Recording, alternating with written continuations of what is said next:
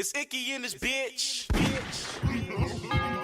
This be the Midwest massacre. Picture me with a chrome and a Michael Myers mask. I'ma blast at ya. Making rappers think they on grade to get paid. Ain't no coming back from this, cause like carry your guns and raise, nigga. This be the Midwest massacre. Picture me with a chrome and a Michael Myers mask. I'ma blast at ya. Making rappers think they on grade to get paid. Ain't no coming back from this, cause like carry your guns and raise, nigga. I'm cutting tracks like I got a hatchet up in my hand. I spit that wicked shit that we rappers can't understand. I'm chasing money like them ghosts chasing coming to you again, as you know, from Massage Japan, Pinku Style. It's going to be my guy Lexis as always. We want to wrap it up. I wanted to get him in one more time before the year is over and everything, so everything's good to go. We already got through the whole 400 season. You've seen him, his face and my face a bunch in there, and my hopes is that this thing will pick up next season. I mean, we ain't it's straight to put it out there for the people already asking to hit me up. Like ain't no competition or trying to step on nobody's feet. We just doing our thing, man. Look at all these podcasts out there. Everybody's doing the same shit. It's just we bring a different flavor, a different experience, and a different kind of everybody. We ain't knocking nobody grind out there. Nah, we just doing that. We just doing our thing and everything. And like I said, our relationship formed from playing the virtual gaming on Gran Turismo. Yeah, it became a reality thing and everything. So that's what it is on that. So let's just get it out the thing, man. So Lex, what you got going on, man? Since we already spoke about it a little bit on the online and everything, man. So I mean, as much as you can speak about. I'm pretty busy. It's very interesting. I've got some cool stuff going on, and it's cool. It's a lot of cool stuff going on. Yeah. So you're getting into that point, man, where it's like you gotta. It's not being tight-lipped. You got stipulations and shit that you were told, like, hey, don't talk about this, don't talk about that till it come out, because it's just like the dudes when I talk to the guys on Hyperdrive. I was talking to Tokyo. He was like, yeah, man, we couldn't have the phones. We couldn't do this. We couldn't, And when you're on a set, you're on a set. It was, you can't have shit.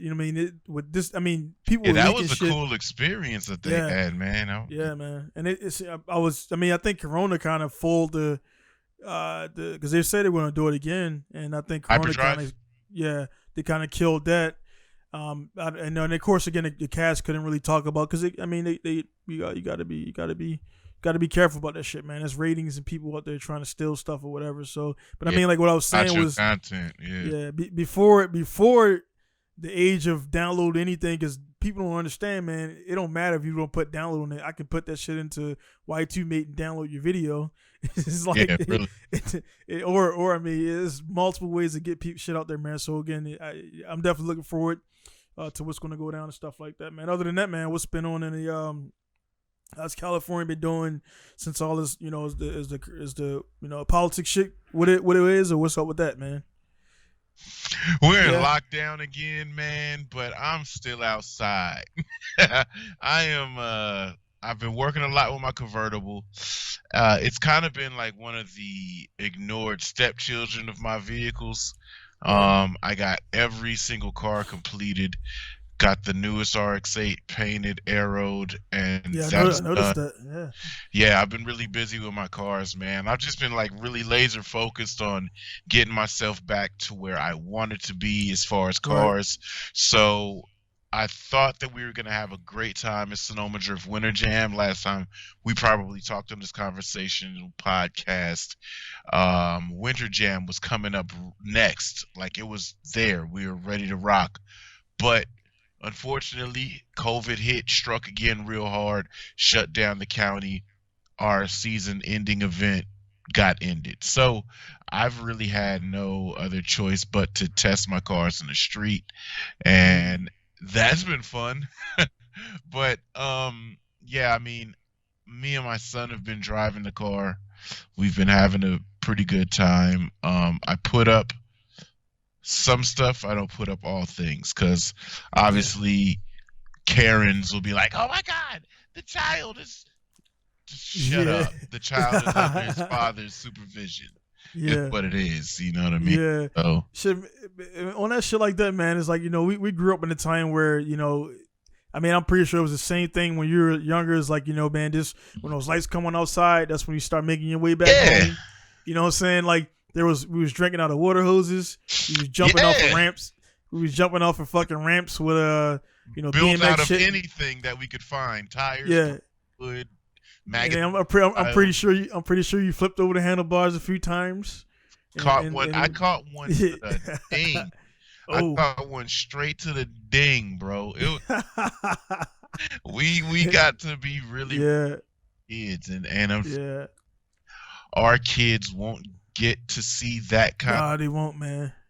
But the cool thing is us as parents that did wild, dumb shit in the 80s. Yeah.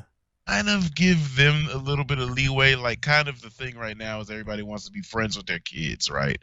All these parents. But that's kind of a dangerous line to tiptoe, because then you get the opportunity to get your kid talking shit to you and whatever, like really stressing that relationship sometimes.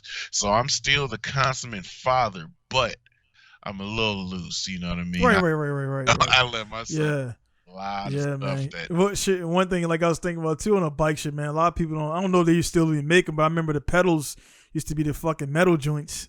So you catch it. I got pretty much you could tell you can line some people up. And like if they were like outside, you'd be like, hey, you notice they all got those spikes on their shins from hitting that. Everybody got that same sword, man. It's hella funny because my boy, he's been on a bike hype, and I've got all of my old mongooses from like 94, 95, 96-ish that I got done. So I've got a Diamondback, a couple mongooses and shit. So we've been outside really riding bikes like the 80s, bro. Me, my boy, and my son. And it's been dope. Like, the world shut down, right? So we can't really go do a lot of things. My wife came with some cool ass idea the other day. Six Flags was allowing us to drive through the park and look at their holiday ornaments. So we took both the RX-8s.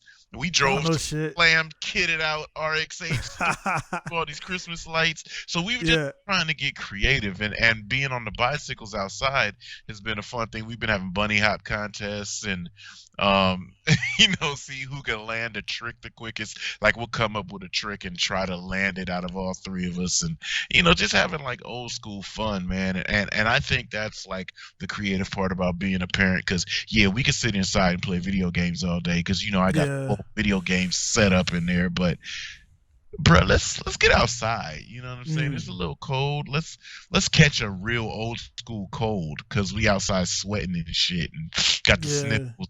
And, you know what I'm saying? Nowadays, everybody gonna think we got the Rona, but nah, we just playing outside. Yeah, man. It's definitely, man. It's I remember, man, we used to talk about the BMX, man. I remember that one. What's that one movie, man, where the BMX came out, the joint? Rad. Rad. I got it, son. Yeah. I always be playing that music outside, bro. I'm playing Rad. I'm playing the Rad soundtrack. Yeah, that movie, man. That movie had, like, after that shit came out, everybody, because in the hood, man, like, everybody. Everybody had the bike. Well, also the GT, and where I'm from, Baltimore, the Diamondback was the most stolen bike, and it was Diamondback. It was GT Diamondback, and the mongoose was the mongoose was the real, talking about the real mongoose, not the shit that you buy in Toys R Us. The old school joint. The old school ones mongoose. I got. Yeah, because I remember when I first got on the bikes where the trucks you could spin the handle, but that was like shit was mind blowing. It was like the dude spinning shit around. I mean, nobody was really back when we're from. I mean, the best dude was getting air and then he was spinning his wheels, or there was a couple guys that was in the flatland even before I knew what that shit was. Right. And I know it's real big out there in Cali, man. But that's what we've been trying, some flatland tricks. Yeah, flatland. That shit. I remember watching the X Games, like, these motherfuckers want some different shit, man. But yeah, man, in the hood, the Diamondback was the most stolen bike in Baltimore, and it got stolen, and it would get stolen from somebody else. It would just keep repeatedly getting stolen until eventually you steal it back or whatever. Yo, I got a question for you. Growing up in Baltimore, right? Baltimore, Philly, Delaware area, that's huge motorcycle culture. How you didn't get into motorcycles?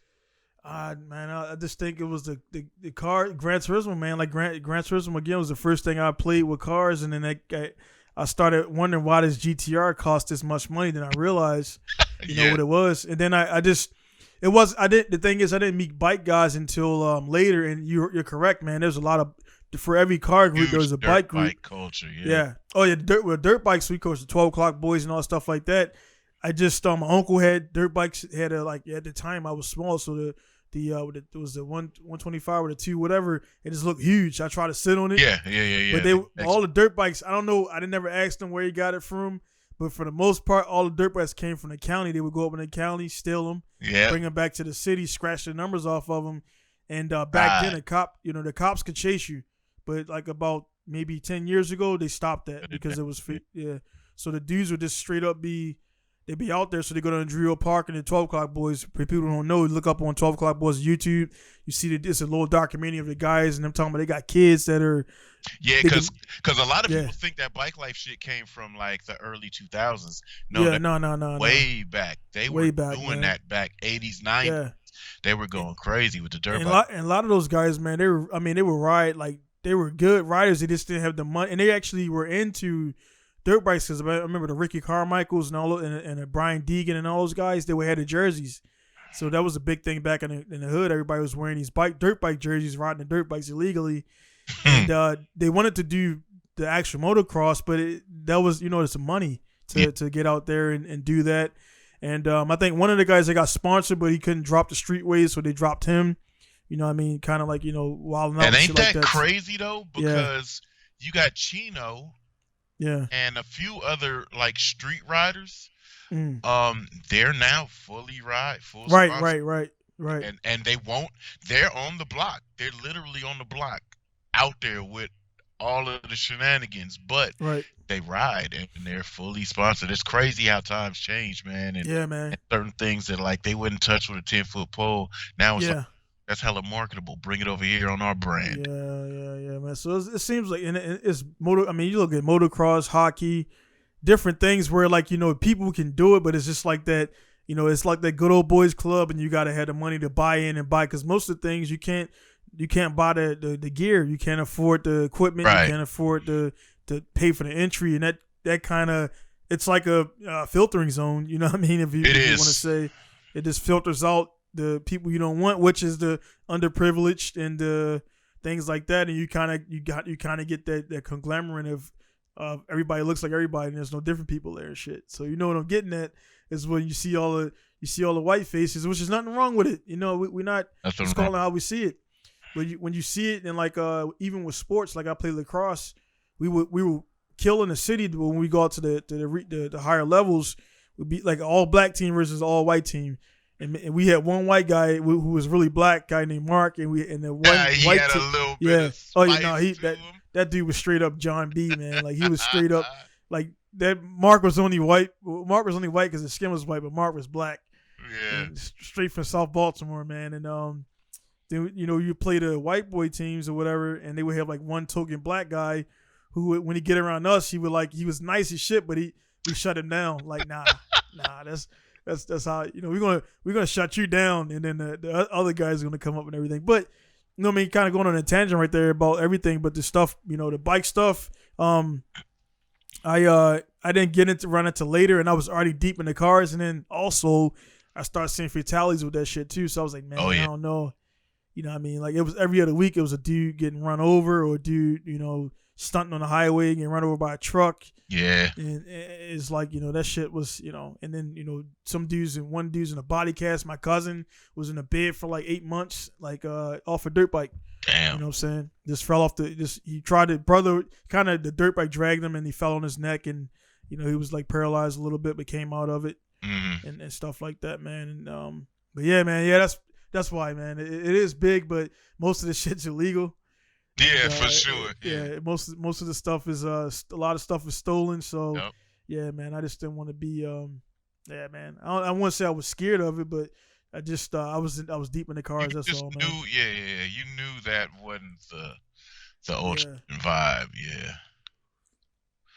Well, that's what's up. Yeah, I seen Gran Turismo's Twitter page. They post, I think it was yesterday, it was when the first Gran Turismo came out.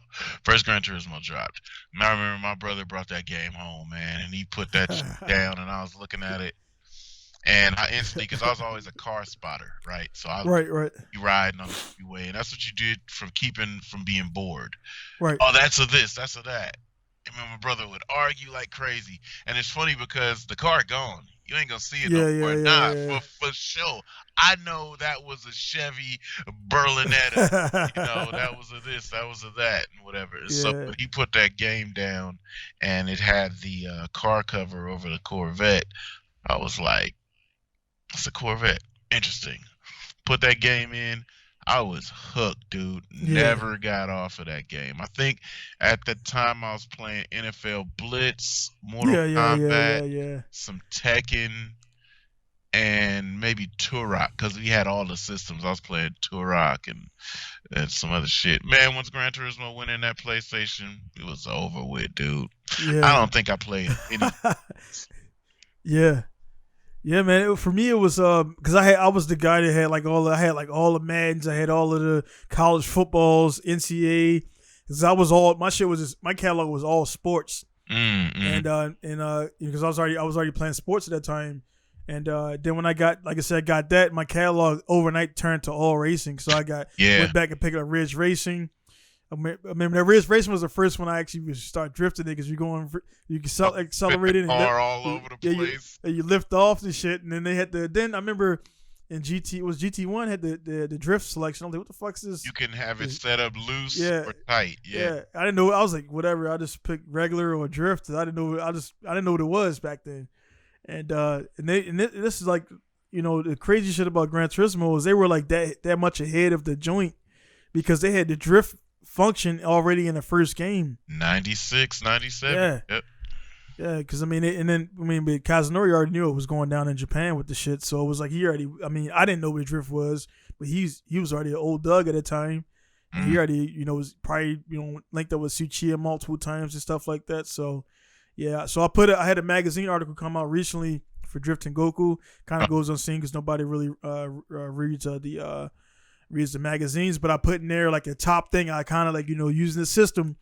It was like, how did you get in the cars? I was like, Gran Turismo 1. So I'm going to send that article to PD. So I'm still trying to do something with these guys. There's no way I'm going to be here as a Gran Turismo product with a shop and we not do any collaboration. So that's going to happen.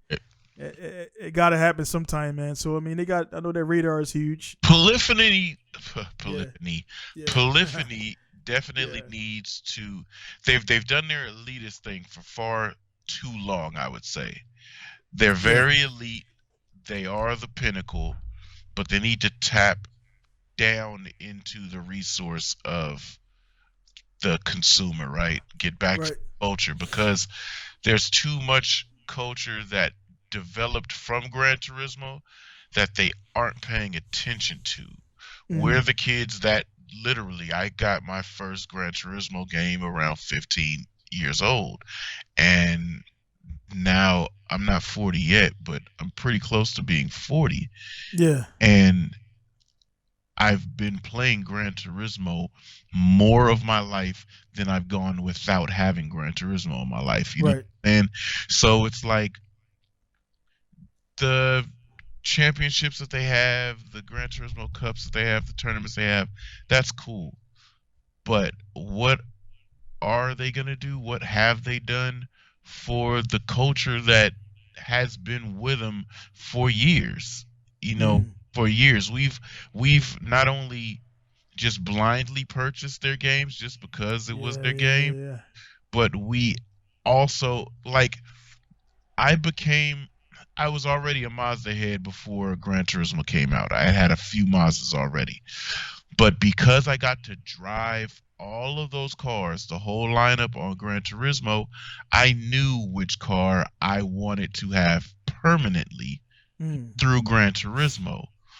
Now I'm 40, I keep saying 40. I'm not 40, but I'm closer to 40 than I was 15, right? Right. And I have several Mazdas, one sitting right behind me, that I bought a year after I played Gran Turismo, right? So this car has been with me as long as Gran Turismo's been with me. And I have multiple others outside.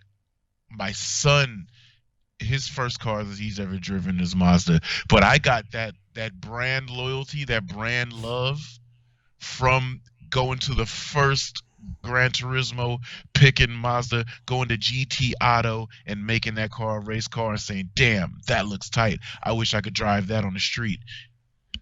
And now Yep. I do drive those. Yeah, You know what I man. mean? And Yeah. it would just be really cool if Gran Turismo stopped doing all this. Oh, we're the link from gaming to real racing. No, you're not the link to gaming to real racing, but you are the element that sparked a couple of us, like myself, like yourself, that we never really got to real racing level. But we are real, like we do. I can't even. I think I forgot. I've got SCCA and NASA has these racer passports that you assign your track day, what your best lap time was, how many laps you did around the track that day. I can't even tell you how many of those I've gone through. Yeah. You know, I don't even do HPDE, whatever. 1, 2, 3, 4, no more. I just do open track days or whatever because I don't want to be restricted. I don't want to be limited. If I go fast, I go fast. If I go slow, I go slow. Just however I feel for the day. But I want to go out there and do the max. I've competed in semi-pro drifting competitions. All of that shit that I picked up from GT3 and 4 was when I really first started. Like really focusing on, I'm gonna drift this whole track. I'm gonna drift Apricot Valley.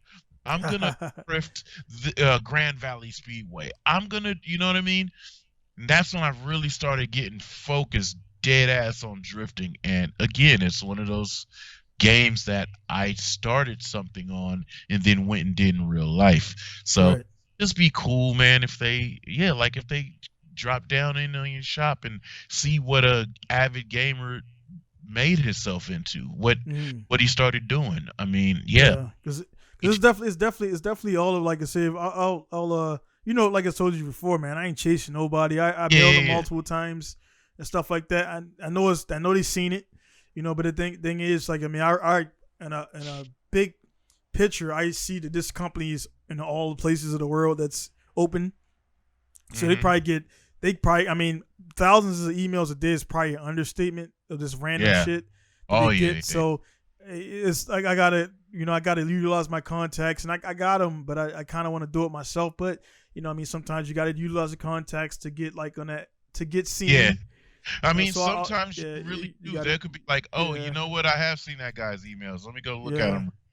Yeah, so I'll that do is that, man. big sometimes, you know. But my thing is a marketing thing, and it'll be a cool ass story for them. Like, hey, see another one of those. Hey, man, see it actually works. 'Cause, I mean, they've already proved that I mean, they had the guys, you know, for sure go out there and compete on the 24-hour Le Mans. A couple of those guys got some first place wins and everything, and they turned out to be good drivers. I'm not sure what those guys are now because they kind of just I'm pretty sure they probably in the system or whatever. They're deep in it racing. Yeah. So, but that was for them. That was a resume builder for them because they could see I was a GT Academy winner. I went on to do this. I drove for Nissan. Blah blah blah. So, I mean, it definitely it's proof that there's people out there that are into it and they're making a career out of this stuff, man. So it's definitely they can do it. But Japanese, man, I will say Japanese are very they're different from us, man. Where they kind of have that thing like if we build it, they will come type of deal. So they kind of feel like people are going to do it if they want to do it or not. Uncompromised. Right.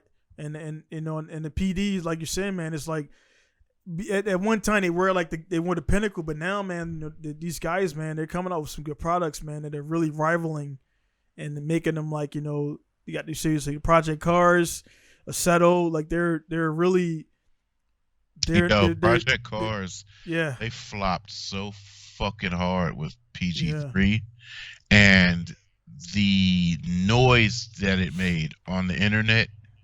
They're already making strides and steps going towards Project Cars 4, which is like unheard of because Project Cars 3 didn't even have a chance to breathe before they start talking about Project Cars 4. But they really missed their shot. Like the target that they were shooting at was way over there instead of right there, because their base was guys that were, I'm sick of Gran Turismo being elitist and not giving us the sim that we feel we want.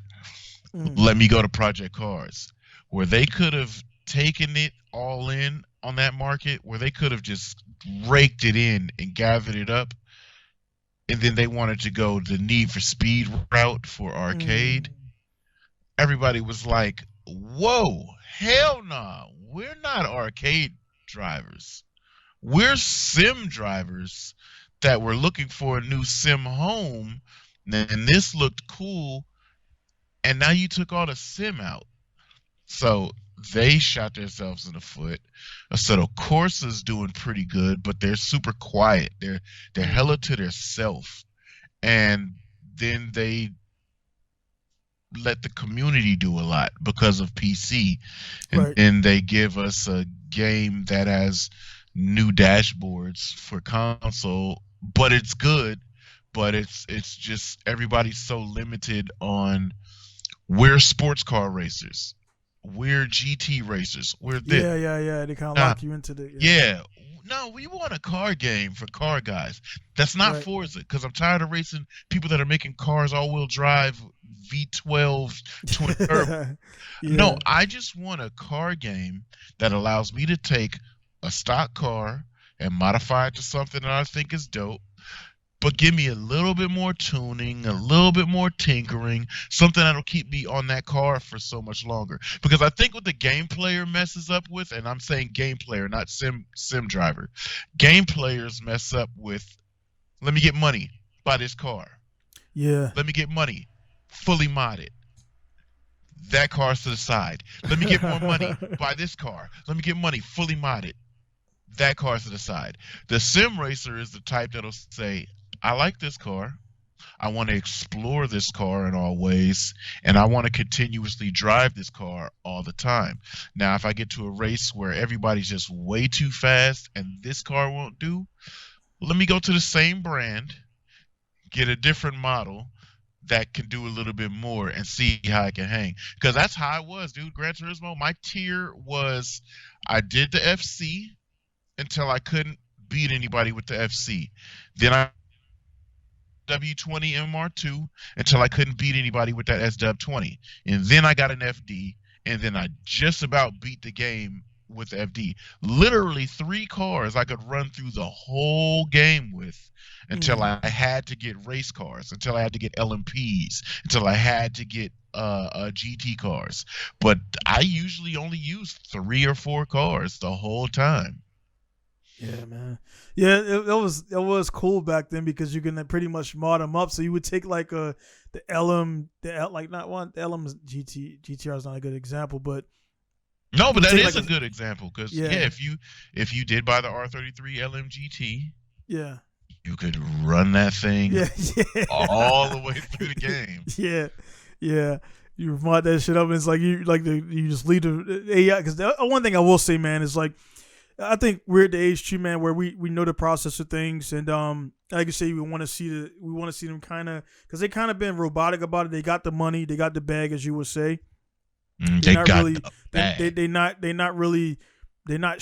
like if it's going to. The thing is, it's like an iPhone. The shit's going to sell.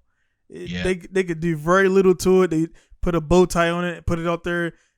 Think what's said about it is like, and you to yourself, you're like, man, I'm not one of those fucking sheep out there. But then GT7 comes out tomorrow, I'm buying it. I'm buying it. It's like, and I'm gonna be mad as shit when it falls short, but I'm still gonna play it. Yeah, still gonna play it, still gonna buy it. So they know they got. And I'm still gonna defend it against everybody else talking shit about it. Yeah, they know they're gonna have that shit.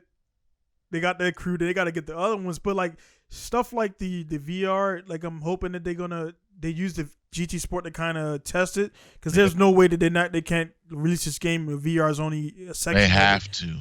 It got to be full up, full time, full up, and I think they have the architecture now with the PS5 to run that VR, and maybe something that was not going to be lagging on the PS4. So I think they're going to run that full time. I think that's the delay, man. I think the game is done. I just think they're doing VR rendering. I I would love to see the Yeah. entire game Right. be able to Option. ban VR as Yeah. an option. I Right. don't want to have to use I want to be in VR the whole time. I think that would be, for one, if anybody out there has not Dude. tried VR. Well, if you're not the what's that shit with the people Epileptic, yeah, it can get weird. But I think yeah. the lighting on what they did with GT Sport, how they were able Yeah. to move the lighting to such a natural thing, Yeah. like you'd be in the car and you see the Remember, hand, yep. and the lighting that would be on your arms, Yeah. it made your real arms feel warm. Yeah. Because the lighting was so realistic and the visuals are so realistic. So I think the epileptic thing, it could still happen. Obviously, that's why they have the warnings when it cuts on, but that's just for safeguard so you can't sue them. I think we've gotten close enough to the point that epileptic people won't have a ton of issues with this. Because it's so good as far as lighting and visuals.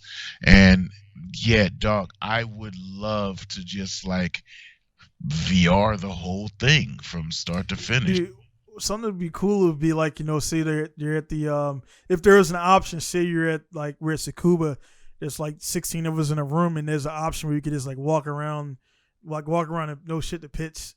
Like, I don't see why they wouldn't be able to do that because they have the VR mode that you can use to control and walk around and look at the car. Yeah. Yeah, that's it's pretty much a pit. They're just taking a picture a bunch of times. Like the like people's like, man, landscapes is real. I'm like, yeah, dude, that's an actual picture that they put in the game and it allows you to move your shit around inside that picture. Right. So like that's why it looks so real because it's a real picture. And think about this, right? How many times do people start rooms that are just car meets? Yeah, exactly. You want to just look at your friends' cars and see what they've done, see what they modded with them. What cooler way is it to actually walk around a pit and look in the car? Or go walk and stand on pit wall and look at the cars driving by as they're racing? I would love spectator mode to just, instead of me do the camera broadcast angles, let me be at a certain place on the track sitting in the stands. It's like, man, let me run out. Drive by, right? He's like, man, that'd be even cooler that you run out on the track and just end it all. End it all.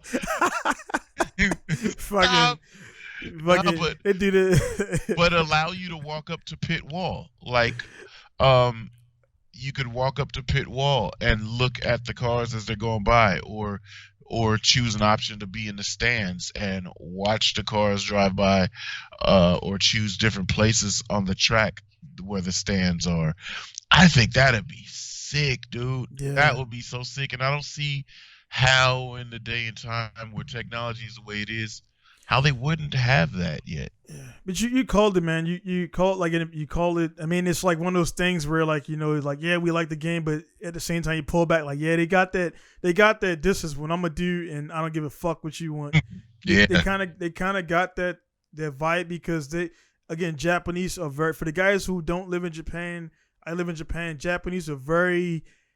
They don't like shit change. They want to do the same shit for 50 years. Once they get into that groove.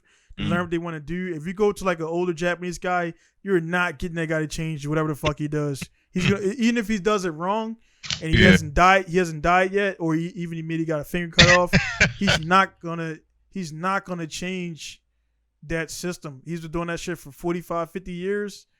He's been doing the system longer than you've been alive. So good luck. I mean, trying to get an older guy to change their mind, and they do that. So like Kazunori, man, he kind of. He got his vision, and that's it. And the thing about it, man, it's like people got options now. PC is becoming affordable. They're becoming a little bit easier to get going because that's one of the biggest things. You can have like all the best gear, but if you got the wrong settings for the PC, and I remember you saying it before, you just press power on, you go, no settings needed. PC requires that tuning, and then once you get this shit down, all of a sudden you're like, fuck, man, this is the best thing ever. Yeah, but like 2 weeks ago, you were hating that shit. Yeah, because your wheel wouldn't rotate or whatever happened like that. So they just kind of they sticking to their guns, I think, a little bit too much, man. And things like, I mean, they got the drift mode. You sponsor D1 GP, but you have virtually no drift courses. You know what I mean? No drift courses, a minimum. They took all of the drift cars out that they did have. Yeah, that's the RX-7, the Blitz car, the S2, S15. Yeah, the Blitz cars. You had a lot of drift cars, man. Yeah, we're into it. We're still into it. Like, I mean, dude, throw a Bihoku up there, or throw like, you know, Nico, Mayhan, like, course, course. Let us do something that we're interested in doing. And I mean, guaranteed, the rooms are gonna thrive online because the amount of customization, the real driving physics that you feel, it's about time. It's about time. Definitely, man. So that's why, you know what I mean, I got my reasons for wanting to link up with him, because again, you know, I'm here, I'm a product of the game. I'm in Japan. I'm running a successful performance shop that's rivaling other shops out there, and eventually they'll see it. And it's like, dude, I want to get in there, you know, get close to somebody who's in that decision making process. Like, hey, man, you need this, this, and this, and I guarantee you would get this, and this much amount of money back from it, because they're waiting from it. You know, everybody's, you know, you got Tsukuba, you got Suzuka, you got Fuji. So that they pretty much only have like the main tracks that people section off, that you can't even act like. The average drifter will never touch Tsukuba. The average drifter will never. Well, Tsukuba's a little bit different. They got more open days, but the average drifter would never touch Suzuka, Fuji. Oh, never Suzuka. Yeah. They would never drift that course unless you got license to get on FD. And I mean, and those, like, you know, you're above average drivers, so the or average your guy AS. Right. Exactly. So your average guys would never get on those tracks. So, like, you know, give the guys, an average guy can walk up to Mihan, Bihoku, Nico, YZ, all these circuits that everybody wants that's in Japan. Man. And to render that little ass track, like, dude, that little ass track is the same size as the paddock of Tsukuba, which you rendered fully already. You can render that shit in like a week. It's like, dude, that shit's easy money, man. So I just don't know why they haven't gone towards that yet. You know, in Bisu, they all over the GT. I mean, if you go to all these tracks, Gran Turismo is everywhere, on the banners, on the walls, on the cars, and you telling me it's not on none of the tracks. It's like, I don't get it. But that, again, that's their style, where again they got the building they would come, and like pretty much they don't think about, they just kind of don't. They're Americans, man. They would say we're kind of all over the place, man. Like, we got all this shit going on. We got all this stuff processing in our mind. But Japanese, they're very like straight line, man. Only this, nothing else, man. So I don't know, man. I think it'll come up. I have seen them responding more to social media stuff, like actually writing back to people. But then you know, social media is good, but then it gets too many people, and everybody has a fucking opinion, and it's like, nah, okay, dude, we'll consider your opinion from a guy who never has been to school for scaling and modifying cars, and don't know that Supra took fucking 3 months to make. You know what I mean? They don't know that. You know how social media is. The door opens this much, right? And holy crap. Everybody funneling to that thing trying to get in. Like, hold on. Yeah. I just opened the door to see what was up with Blood right there. He asked me. Yeah. I came to talk to him, but y'all doing too much. Let me close this door. Yep, exactly. Hey, man, that shit's real. Even though I'll tell you, I mean, we kind of beating up the game shit. We'll get to the challenge here in a second, but one thing when I was coming up, I remember, like, you know, the social media was, I think, you know, I kind of grew up with it, because I think 99, 98, that's when it started kind of. Well, social media didn't really. I think it was mid 2000 when it really hit. Mm-hmm. But before then, the forums was around, and I was remembering, like, I asked some of the guys, hey, man, I noticed you guys don't go on the forums or little groups or whatever, or little read things. Like, yeah, man, because we're actually doing it, and we ain't got time for, like, the average Joes. Mm-hmm. And I was like, oh, man, that's kind of, like, lame. But now, I mean. Get it now. Now that I'm in the industry, man, I left a lot of chat boards. I always comment, and I know, I'm like, man, why the fuck am I commenting on this shit? Because I know what's going to happen. I got a bunch of fuck boys like, nah, man, it's like this. And I could be like, yeah, well, I run a shop in Japan. I'm like, hey, man, cool. Yeah, have a nice day. And then what happens, I'll leave it on for a little bit, and all my dudes come in like, dude, he runs a shop in Japan. all right, man, it don't mean shit. And I'm like, all right, cool. Unfollowed, group gone. Yeah, or just shit, simply man. muted. Dog, I Yeah. got so many things muted. People add me to Yeah. chats and stuff. It's just like Yeah. mute. And it's not that Yeah. I don't care about who's in the group or what people Right. are saying. It's just that You there's got more too shit going many of on. the same questions and that. But Yeah. there's too many of the same questions. Not enough people asking. Not enough people doing their own research. Because you and I grew up in the age that Right. we went to a book, we went to the magazine, we tried to watch something about it. We tried to no figure it no out YouTube. first, and then, hey, do you know about this? Can you give me a little bit of tutelage on that?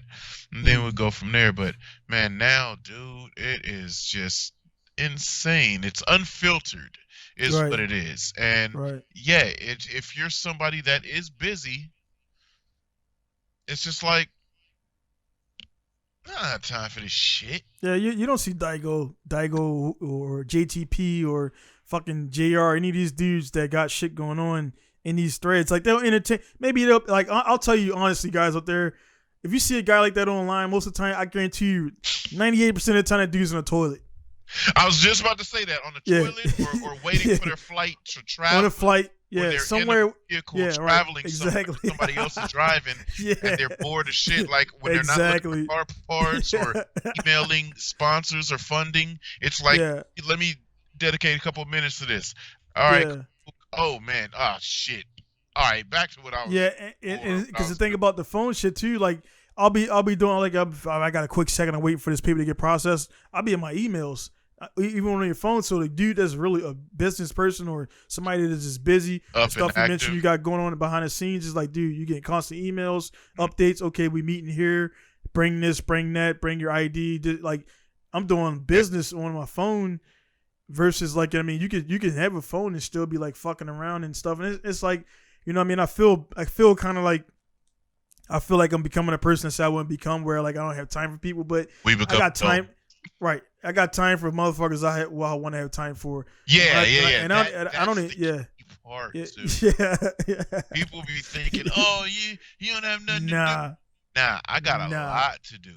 But Yeah. giving you some time.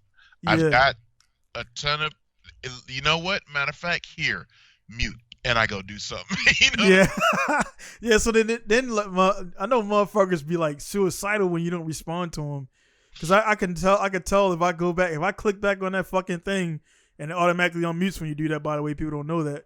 You click back on it, it turns the mute off, so you got to turn it back off, and then you see that motherfucker be going. You said all you said was, "Hey man, yeah, you're right. Have a nice day," and that motherfucker just takes that shit and it's like, "Man, fuck you and fuck your mom." I'm like, damn, dude. And I'm like, you know what I mean? I do travel, so I'll see you. Like, if I can see you, like, man. Is it, sir? oh, man, I was just having a bad day. I'm like, yeah, sure you were. Like, this online shit can get you punched in the face, man. Yeah, this And, guy did that with RX-8s. I drove the Series 1 the first time, and I hate bright dash lights at nighttime. A lot of people don't notice, and I don't show it because I drive a lot, but I'm like, my attention gets thrown off by lights. I'm literally a squirrel. I look at shit. I look at everything. So I try to turn the lights as down as possible or off if it's available. I don't need to see the dash. I know listening to it, right? Well, the Series 1 RX-8, you roll the dim switch all the way down, and it turns red. It goes like a submarine mode. I'm like, oh, that's tight. Like, my eyes don't jump to it. I don't care about it. I drive through the night doing my tollgate back road shit. This is awesome, right? So I was just saying that, and this one dude, oh, you could have asked me. I would have told you. Who the fuck are you? I don't know you. You follow me. You jumped in my. How would I ask you that? I don't know anything about it. Oh well, I've had RX-8 since. Okay, well, I've had RX-8s longer than you, but I've just never had a Series 1. And how would I know that? The Series 2 doesn't do that. It's extreme bright white, or you can turn it to the most dim gray white that you've ever seen. But yeah, okay. I was like, this is a small thing, but my bad. I'll ask you next time. Like, yeah. fucking whatever, man. Yeah, yeah, man. People be man. Well, like it's then you got those dudes, man, who like I know we've been on forum. I'm on like I don't know how many forums I'm on. And you got those dudes, and I mean, actually, I'm one of those guys, man, where people when they would see my screen name, they're like, oh yeah, he knows what he's talking about, because even from the beginning part, man, I would not I wouldn't speak. Actually, I've done it. I would correct myself before I said. I have said some shit incorrect before, and I thought I knew what I was talking about, and then a guy would correct you, and you get the butthurt shit, and then you actually look up like, oh, fuck, he was actually right. So then it taught me to check whatever the fuck I'm saying before I post it. So it was like we kind of came up, right? Before the MySpace forums, because that kind of the MySpace forums, even though MySpace was a failure, that for me slowed forums down, because it was like kind of more instant. The forums was like you post it and the guy would go to work and come home and check the forums. Because nobody really lived on the forums unless you did have no life. And that guy would have like fucking 1 million posts and shit. But then you will be regarded as one of the guys in the forum that knows what the fuck he's talking about, man. Like when guys see a guy like Alex Rodriguez, like when he showed up, weren't those guys weird though? Yeah, because they had like they had this guy. Yeah. Because I remember the deal. I'm like, I want to look up and see where these guys at and probably talk to a few of them, because I remember they were like the shit when I joined the forum. And it's like the dude Zane on the 240 forums, this guy named Zane something. He was just like he was older, and there was a bunch of kids, so he knew more shit by default of being older.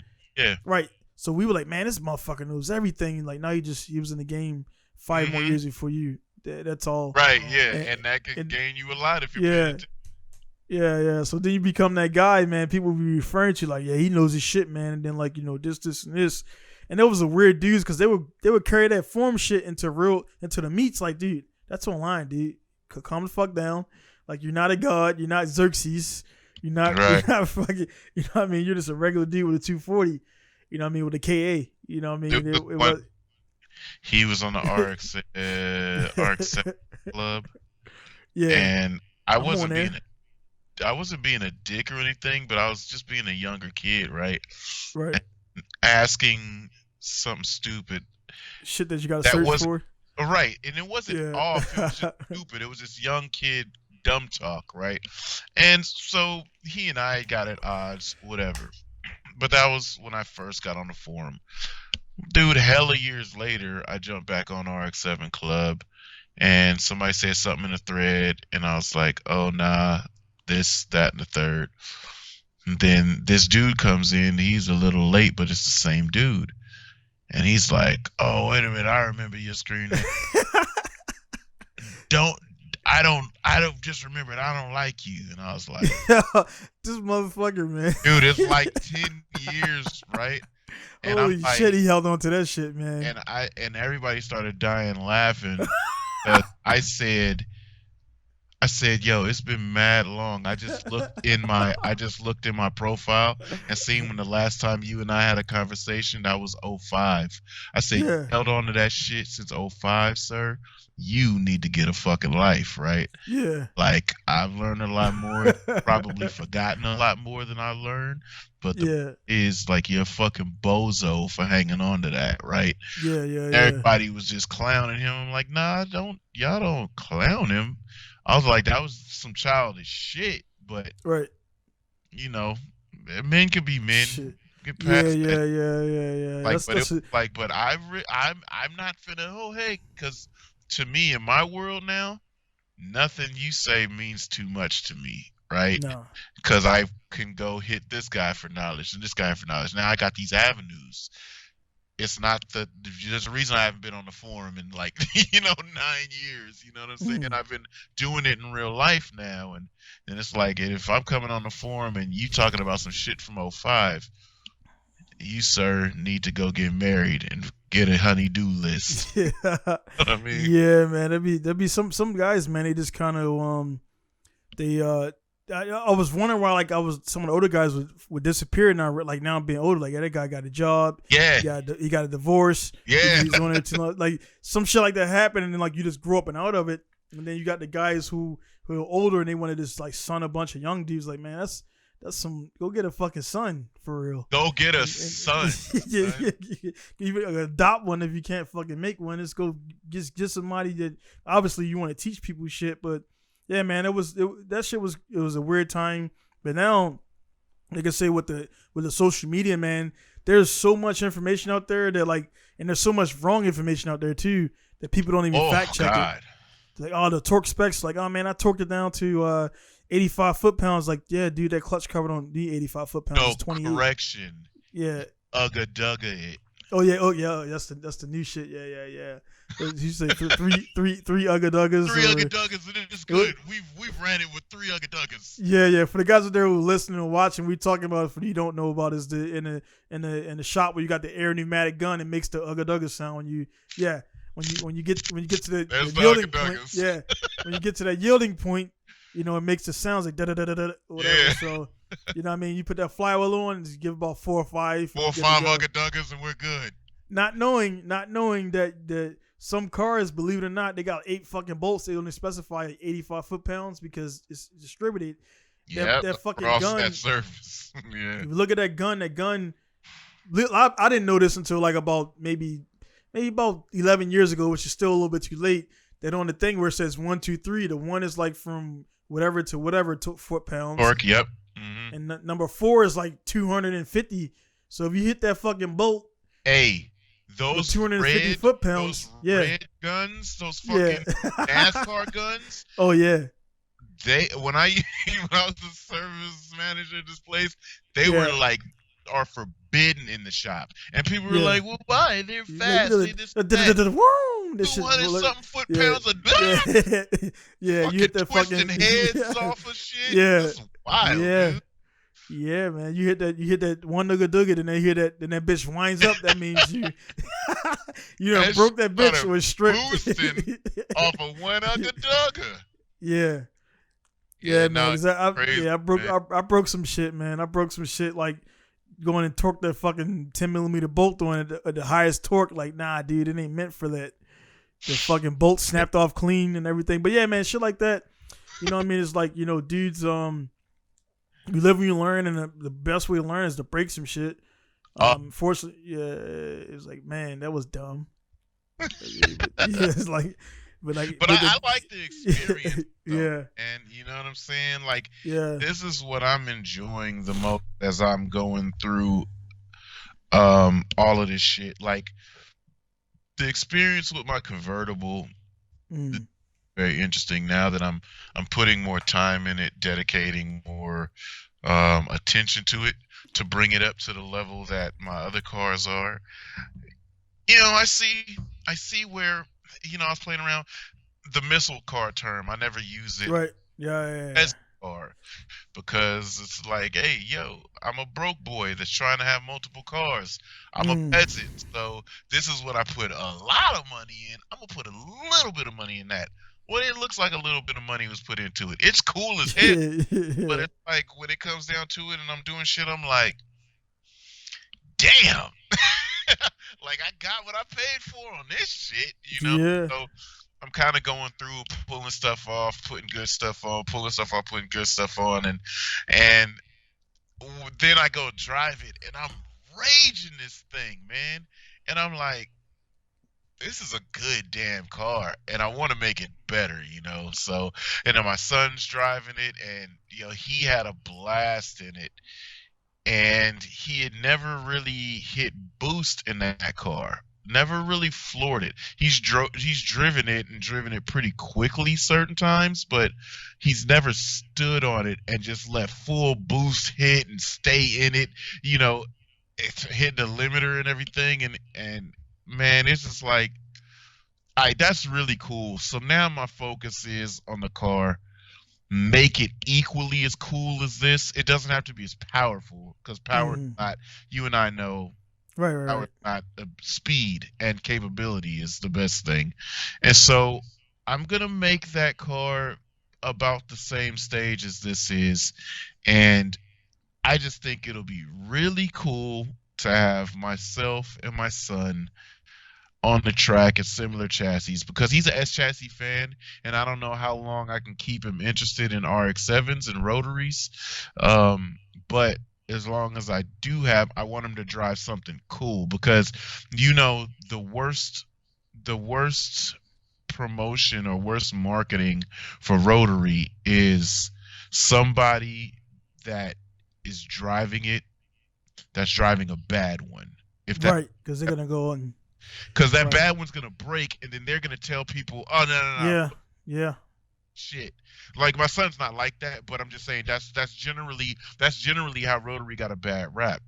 Somebody bought one that was beat on, that was clean enough for them to buy, that had underlying issues and conditions, and they thought, "Oh, I've got an RX-7 now. I'm hot shit, and I'm gonna go to the back roads and beat on this car and beat everybody," and then it breaks that night, and then they're like, "Oh, this sucks," and all their friends are like, "Ha ha ha, your purchase sucked. Rotary suck. RX-7 suck." He didn't buy a brand new RX-7 off the dealership floor that went out here and ran it hard as hell. He bought a secondhand, really whooped RX-7 that looked shiny enough to buy. And I've kind of been looking at like the used car market and like, yo, who's spending $28,000 on an NA RX-7? An NA RX-7 is slower than any SUV on the roads. NA RX-7 is like, what? Why would you spend that much? But somehow the market is like that, and then somebody's gonna spend $28,000 on that car and go try and drive it, and it's gonna break, and they're gonna be mad as shit that they spent $28,000 on a terrible rotary, and it's not terrible. Man, that's what, man. You brought up that's gonna be that segue, man. Like, what the fuck is going on with these Corona prices, man, on everything? Hey, it's not just used cars. My boy everything. Go buy a new truck. Yeah. And he said, "Dog, everything is through the roof." He was like, he couldn't find a truck for under $30,000. Yeah. Mustangs. He just copped this other Mustang, and then he was like, "All right, well, I've reached the limit on this one. I want to go to another one that has more aftermarket capabilities for drifting." Right? Man, he was looking at them, and they were like 19,000, 20,000. Corona hits their 27, 30 grand. Yeah. It's everybody. Everybody's prices have gone up to the moon, and it's like they're firm on it. They not reduce. I was looking for and I might have you do this for me and ship it over. I want a ST185 all track GT4. I was looking for one over here.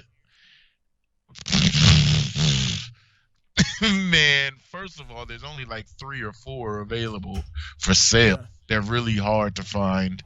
And then it's like everybody's like, well, this is about to be my retirement fund, I guess, because they're extremely expensive. I don't know what happened. I don't know what people are expecting. Because in a time where people are losing their jobs and work is slowing down, maybe the prices don't be so high, so maybe you can get up off of that and get some income if that's what you're trying to use that as income. Yeah. That's what I think. That's one of the things I think people are. I will say too, man, is in a position where you lost a lot of money, but at the same time, the raising your shit up is not so easy way not to make some money too. Yeah, it's like when your shit's all up crazy, and it's weird because now, man, people are like, it's when they see a car for sale for under the normal value, and they're like, all right, what's wrong with it? I'm like, nah, nothing's wrong with it. I got multiple cars. I don't got to cash out on one. So that's what saved me from selling the convertible. I was selling the Vert RX-7 for $5,000, a turboed Vert, running fine, painted, aero, suspension, cage, all of the above. Everybody, what's wrong with it? Why are you selling it for so cheap? What? How about you buy it? And then when I said, okay, forget about it, it's not for sale, and then I go and just rebuild the motor. Oh, that's why you're rebuilding motor. No, I'm rebuilding it because I'm about to beat the shit out of it. Y'all could have bought this car and enjoyed it how it was. Now I'm putting money in it to make sure that I mentally don't want to sell it no more because I'm actually putting more money into it. So that's what I'm doing. And well, would you sell it now? No. Like, this car is staying with me now permanently. Y'all could have had something cool. Hey, for that Celica, what year? I'm down for 90 through 97, 98-ish. So it's like a ST. There's two body styles in that year. The flip up or the dual headlight, and I'm cool with either. Yeah. So what I'm doing right now is, are we talking? I'm actually on the check. I want to see, because I actually never. That's actually a car I've never been Dog, that requested. shit, dude. I've had a love affair with SW20s and ST185s, 195, 205s for years, dog. It's a car, the Celica, because I used to be a huge rally fan. And I wanted that car. I wasn't going to put the Castro livery on it or nothing, but I wanted that car. I want to make a street rally car, something that looks like it would be, like if I drove it somewhere, people would look at it and say, damn, that's a clean ass street car. But if you're really looking at it closely, you'd be like, hey, this thing is an animal. Like, it's a rally car. Like, you know what I mean? That's just like my ultimate dream, just to drive that. That be the street car. Train tracks, fine. Messed up roads, fine. Dirt, fine. I'm through this thing. About 340, 350 horsepower, 370, because those 3S GTEs do work. Yeah. And dog, I'm just gonna mob that. Shit, it ain't look at you good, man. So I just checked out Yahoo, and it's like there's no results. No results. Yeah, they're tough to find. Yeah, they're tough to find. But when you do find, like, for example, the like Hachiroku is one of those cars where it don't matter where it's at in the world. And now the Z, the 24280Z, they're just up there, man. And then when people get them, they just hold on to them. Like, I was on. So bang. Yeah, I was on Auto Tempest, and I saw one for $28,000. Literally a Celica, a fucking '98 Celica for $28,000. Hey, matter of fact, what we're talking, I'm gonna look up Auto Tempest. Well, I looked up the ST185, and the first two came up, it says price ask. It's like so. Then the next one came up. This is the 2-liter. It's turbo 3S. This is the GT4. This is a ST185. This one's 100 and this is 1690 for this one. Yeah, and it's only three fucking cars, man. Yeah, it's tough. So that's why I want one, because one, they're kind of rare. Two, the people that have them, they're tucked off, sitting in a garage somewhere. Yeah. Three, I would drive it, and I would drive it around. There's one ST 205 in town that the guy drives it, but he was in the GT4. He was in drag racing, and the people who know that car is fast as fuck. Yes. But he just drives it normal. He don't rev it up. And I'm like, dude, he would murder every fucking GTR in this town, like, easily. So yeah, a lot of people don't remember that back in the day. It was a R32, R33 versus all track GT4s in those street drags. And yeah, man, that little fucking GT4 come through there sitting up tall on 275s all the way around. You'd be like, oh boy. Boy, he's about to put down some real action here. Yeah. So I got the results for the ST205 is 14. And the top one is like it's 23K, and then they kind of go down and down from there. And but yeah, they're definitely one is like this is 26, and it kind of, of course it ranges depending on what's done to it and things like that. But yeah, 20 actually 30, 33. It's going up. And, yeah, they're going so 35. And you got the so yeah, it's ranging from 30 at the max is 35K, and at the minimum is like 125 about 35K, and then you got one for about 12.5. 12.5. So they go. Look, So, I just found one on Auto Temp. It's a 92 GT4. It's ugly as hell. It's stock, but whatever this factory option, and it's 14.9. It's what's pretty that? ugly. Is that in America or Japan? It's the U.S. Okay.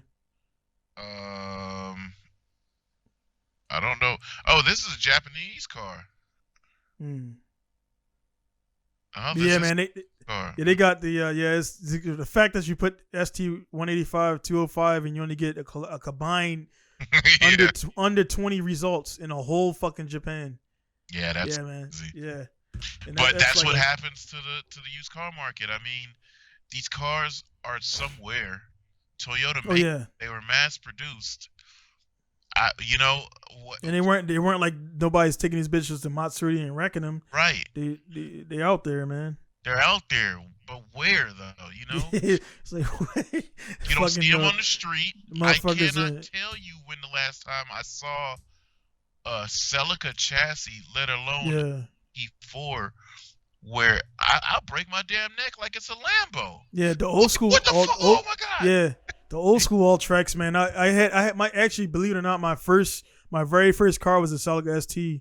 Really? The front wheel drive. Yeah. It was 19. That car was beat to shit, man. And but like it never stopped. But I never actually got towed away. So I had the 4F or whatever. It got towed away. So the thing about it, I never knew nothing about this car. And then I went to a car meet with the car, piece of shit, and the guy had an all-wheel drive, the all-track. And I was like, what the fuck is that? He was like, it's all-wheel drive, blah, turbo. Yeah, I was like, dude. buddy. And I wanted one. And that was before my drift kick and everything. And then I looked at the price. Like, at the time, those shits was still like 10, 12K. Yeah. In decent shape. Yeah. This was back in early 90s, man. Well, late 90s. So it's like some cars, man, they just appreciate one thing over here. Like, for example, the Evos 1 through 6 is like the Jazz, the 7 and up, they don't care for too much. Yeah. But you've been getting on those a lot too. What's that? Evo 2, 3, 4. Yeah. I mean, I have here in my lot outside. I got a 4. I got a 1, a 4, and 2 3s outside right now. And I own a 1, and so what I'm gonna do with the 1 is maybe sacrilege to some people, but I also got an Evo MR outside that's crashed. All that's gonna go into the 1. Everything, every bit of wicked fit in that bitch. That's a vibe. Dude, that's gonna be a fucking killer, dude. Like, I can only imagine. What do the Evo 1s look like? I don't even freaking remember. Well, the 1, 2, and 3 all look the same. Yeah. I mean, they all had the same. They had the little round. The 1 was a little bit more boxy, and then like a Galantish, right? Yeah, pretty much. There's like the Galant. Okay, yeah. Mirage, first gen Mirage-ish. Yep. So that's what a lot of guys would do. They would take the Mirage and then swap over all the stuff in there and have a Evo. It does. It has like the Galant body and then the Mirage front and back. Yeah. It's the same. Even with the new Galant, and the new Evo, they're almost identical. You can't really pick them apart. They got the same, like, that bumper with the black in the middle. Yeah. And they got the same. So but then you look at it says Galant on it, but it's a cool fucking looking Galant though. It's not your grandmother's Galant. So so they got that, and a lot of guys have swapped that stuff over. But a lot of cars, like I said, you just asked me now. I was curious. A lot of stuff that's, if it's rare there, it's rare here, and the Japanese really play up everything. And the Japanese, I've seen a lot of guys, man, posting up the 2J, for example. Up here, I know you've seen those prices going nuts. But yeah, my boy, he does a lot of 2J stuff, and he's like, dog, they went up like overnight, man, $7-8 grand. Yeah. And I just sold a fucking 2 years ago. I just sold a good to go VVTi 2J for like $1,900 straight up. Wow. Yeah. $1,900, and I'm like, fuck. I didn't want to sell it, but I needed to make rent, And you know, you go on Yahoo now, the Japanese are like, oh fuck, these Americans are buying.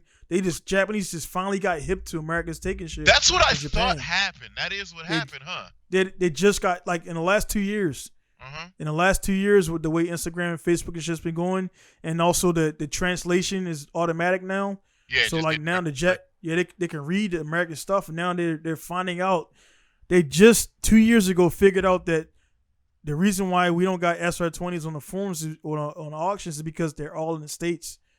They're all in wherever they don't get them at. So now they're like, oh yeah, really? So now all the prices overnight skyrocketed, man, and they're making money now. So you're not gonna be able to get those RBs no more for, like, you know, this price. You gotta pay the premium. If I'm gonna get it from the auctions to you, like, it's gonna cost like $7-8 grand now. Yeah. It's not, you know, it's not. Those days are over. Wow. So, yeah, yeah. it was a cool time, dude, when we could just literally buy. I used to buy 13B front clips. I'm talking about engine, tranny, harness, ECU, $1,300. Yep.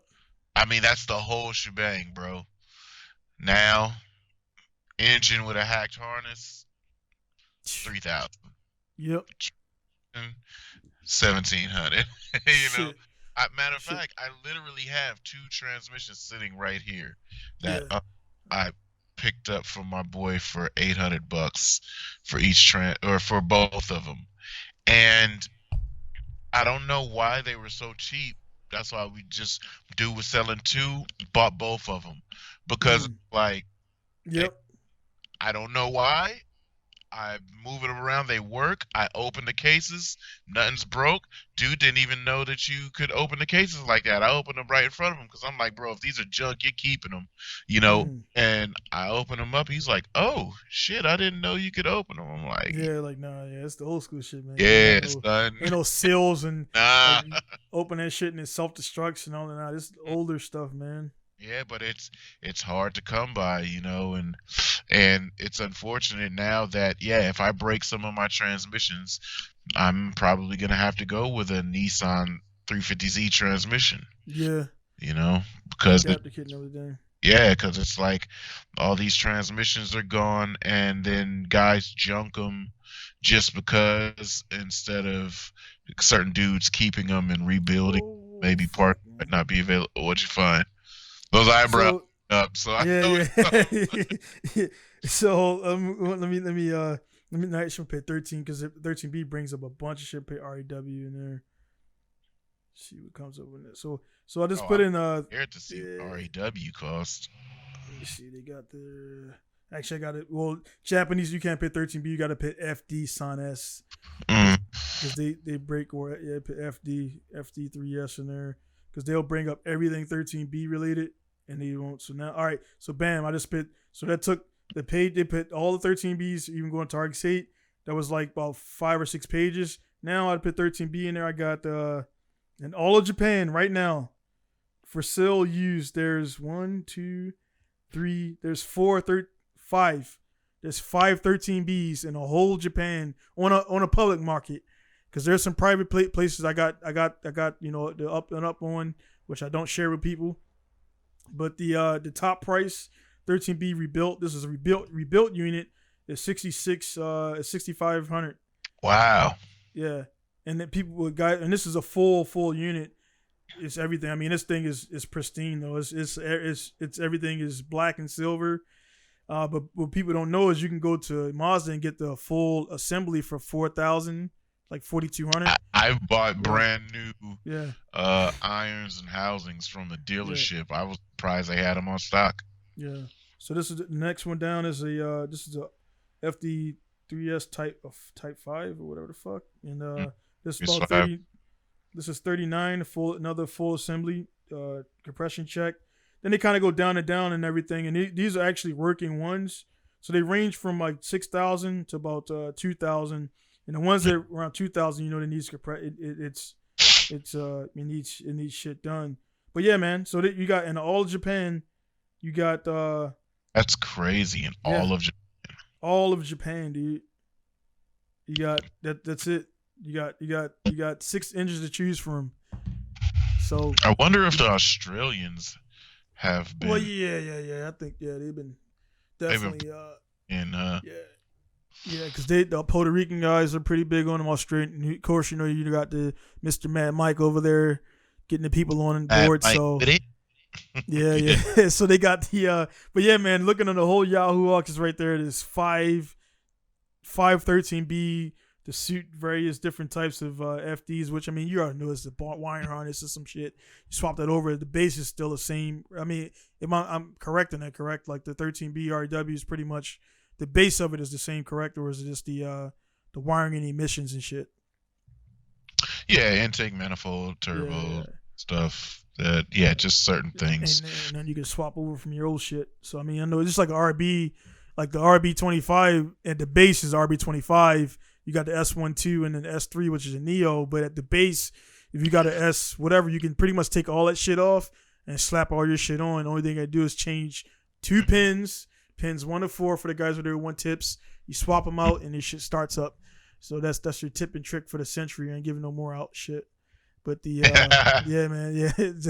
So yeah, or you have to for the later ones for RBs, you can't run the coil packs are different. So you can pretty much G-Wish your SR20 coil packs S13, they bolt right in, they plug up and everything. So you can use those and everything. You stick up a little bit so you look cool and everything. So there's a lot of different shit, man. But overall, man, that's why when guys hit me up, like I mean, anybody's free to hit me up on shit, but when you hit me up, it's like, hey man, I'll tell you straight up, hey man, it'll be cheaper to get it where you at than to try to get it from here because those days are gone, man. So yeah, man, that sucks.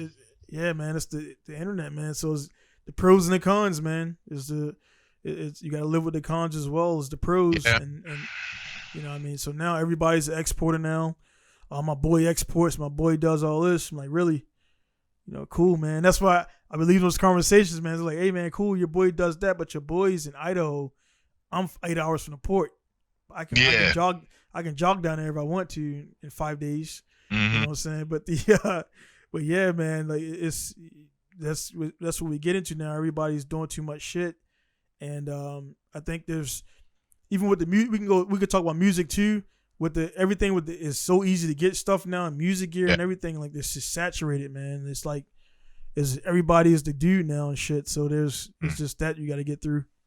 I was putting that shit. I put that shit up. I was saying, not everybody's the best at stuff, and everybody tries to act like they're the best at stuff. But whatever happened to being like a good regular dude, like the good, and like I don't have to be an elite, but if I'm like really good regular, really good regular.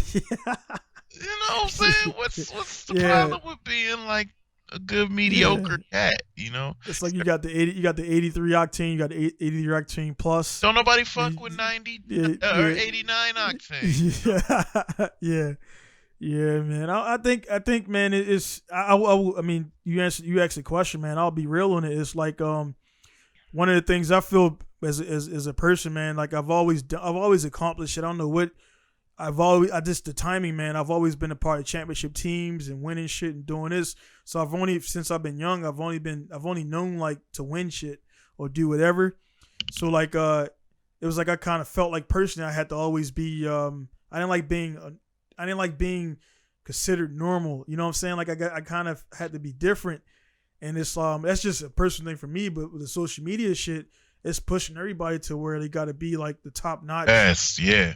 Yeah, and it's like that ain't the truth, man. It's like I realized what I'm good at. I dropped out of college. I had a full scholarship, but I didn't want to fucking do the math, man. I didn't want to do that math. I didn't want to do it, and you know what I mean? I forfeited a $90,000 scholarship. I played football at the University of Maryland. People will call me dumb, but then, fast forward, whatever, how many 6, 7, 8 years later, I'm here. No, actually, it's longer than that, but, I dropped the scholarship. Everybody called me stupid, man. Everybody's like, man, you fucking dumb. You this, that, and the other. And he was like, you're not going to be nothing but out that scholarship. And I was like, cool, man. I'll see. And now they're working at TGI Fridays with a bachelor's degree, and I was like, hey, I'm not saying who's dumb now, but that paper don't fucking guarantee you that money. Yeah. You know what I'm saying? So Yeah, But that's why it's kind of like the shit that I'm doing now, like the shit that I got going on that we were talking about offline. right. I'm ultimately trying to include my son to line him up Right. for something, and it doesn't mean that he has to do this. It doesn't mean that he has to go this direction. But the thing is, I'm letting the world know what he can do, and I'm gonna go do my thing that I intend to impress. And again, as I do that, my son's there in the mix, so they'll notice this, they'll notice my son, and then as my son comes up, he could be, in these doors or rooms or options to Mm. be partaking something really dope. Mm. So, I'm just kind of lining shit up for my kid, to be honest, because, Right. No you doubt. know, No doubt. yeah, I could have done, if I was more focused, could have did this, that, and the third with drifting. And, if I had have been less lazy or less into motorcycles at the moment in 03, 04, when they were doing all the driver searches, and I could half-ass do it back then, half-ass, right? But you know how when I picked up drifting, I picked it up in less than a year and got pretty good at it, right? Right. Right. If I had a did that back in 03 and 04, because I had the same car, if I had to do that back in 03, 04, maybe it would have been something a little different. I maybe would have been in the industry. And it's just kind of like, so I'm the regular Joe that knows how to do something pretty good. Mm. And I think that has part of the allure as to what I'm a part of now. That there's a lot of people that are trying to be too professional, too good at everything. I'm that, I'm this, I'm that. It's better to just let the fucking results speak, man, because people will see the results to speak. So when you go around and that's why like I stopped. I mean I remember when I first got, because I was excited to get the pro drift license and shit. I would kind of introduce myself as that. It was like, man, motherfuckers will find out who you are, and then like the fact that I just had when I had who was it? I had a Love on, Joshua Love. Mm-hmm. So I had Love on, right? So Love, the fact that I just gave him the channel or whatever, and like I guess while we were waiting to link up, he was like, man, he was like straight up, he was like, yeah, man, I just figured you like kind of like a newer on the scene. He said he went back and was like, holy shit, man, you're a fucking OG. And I'm like, I don't consider myself that, but it's like you go back like, dude, 13 years ago, I was already sliding at a decent level. Yep. And like, imagine, like, I mean, I didn't stop. So like, I just stopped recording, and you kind of put together like if somebody keeps doing some shit for that long, that they're going to be pretty decent, man. And it's like, for all that, I mean, but like you said, man, for as good as I got in that, I didn't pick up the book and try to learn trigonometry either. So my math shit is where it's at. But I still can add up my books and do the basic math that people should know, APR percentages and all that bullshit that they don't teach you because they want you to go in debt and be part of the system. And that's my personal opinion. They don't teach that shit for that reason, to get people fucked. And so for, like you said, man, you called it, man. Like, you can't, unfortunately, man, there's not enough time in the day to be a fucking Kanye level producer and a fucking and a D1GP. father Yeah. You can't. You can try to do that shit, and you'll have a bunch of mediocre shit because nothing is going to be done. You know what I mean? The shit that you need to get paid for is not going to be done on that level. And that's what I think, like you called it, man. Like, a lot of dudes, they don't like, a lot of guys today don't know how to separate that shit. And then, like you say, man, they go online, and online you can be this fake motherfucker to your group of people until you go out and get exposed. Yeah, so I used to look at that, right? So when street drifting was running rampant, with people posting it online a lot, I look at the street drifters and I'd be like, damn, I want to go street drifting. But no, JTP told me, don't you street drift that car. He said, you street drift that car, when I see you, I'm wiping your tune clean. If you, you know what I'm saying? If I see you out the street drift. So I didn't go street drift a lot at the RX-8. And I was just in the mode of, I'm not going out and doing it. Right. So then I get to the point where I'm like, I'm hitting the streets, but just not to go diligently, just go street drift all the time. But you see stuff when you're driving, and you're like, yo, I hit that shit. No takes, one take. I'll get it, right? So I was out driving around the vert, and I had my wife in the RX-8, my homeboy was in my other RX-8 with the camera on it, and we were literally just driving, dude. We're just driving, and I'm like, I'm gonna hit this. Whoa, go hit it. And so I put the video together, and this one dude was like, yo, when you came down, there's this big flyover. You could probably do like 80, 90 miles an hour over it. So it's wide, it's big, and it goes over both sections of freeway and then down and then into an industrial park. No, I'm drifting that shit. Yeah. And I come down and I go over the lanes, and there's a cement wall on the other side. And I take the bumper towards the wall. Didn't get too close because there was, like I said, this is one take. I'm not doing extra runs, no practice runs, no nothing. That was just the mode that I saw got me to where I wanted to be. And he was like, oh, man, when I saw you go close to the wall, I was nervous. But then I realized, yo, I forgot whose video I'm looking at. Because it's so out of the element for me to post a street drifting video. When they're looking at it, they're looking like, oh, shit, that was scary. Because I was kind of going fast. And then it's just like, yeah, I forgot whose video I was looking at. My bad. I second guessed you for a second. Yeah. My bad. But it's people are like, I haven't been drifting too much this year, right? But I don't know. Some people might feel to them that would make them rusty or something. For me, nah. I'm not. And then there's stuff that I don't film. Yeah. You know what I'm saying, that I do, and it's just kind of like, one day I'm just going to let loose and really rip a whole every corner, every street I've ever seen in this town, and I'm going to destroy it. And then I'm going to put a video out, and people are going to be like, yo, that was kind of insane. Because a lot of drifting, they do a lot of Manji's transitions, right? Because it looks cool down the straight. I want to go probably about 100, and I know that corner's way down there. I'm gonna send a big, huge slide all the way. You know what I'm saying? Try to send it like the old school back at the docks. What we used to watch at the Okinawa docks and all of that shit. With when we used to watch Chunky Bye and those. Yeah. That's the kind of shit I want to do in the streets, man.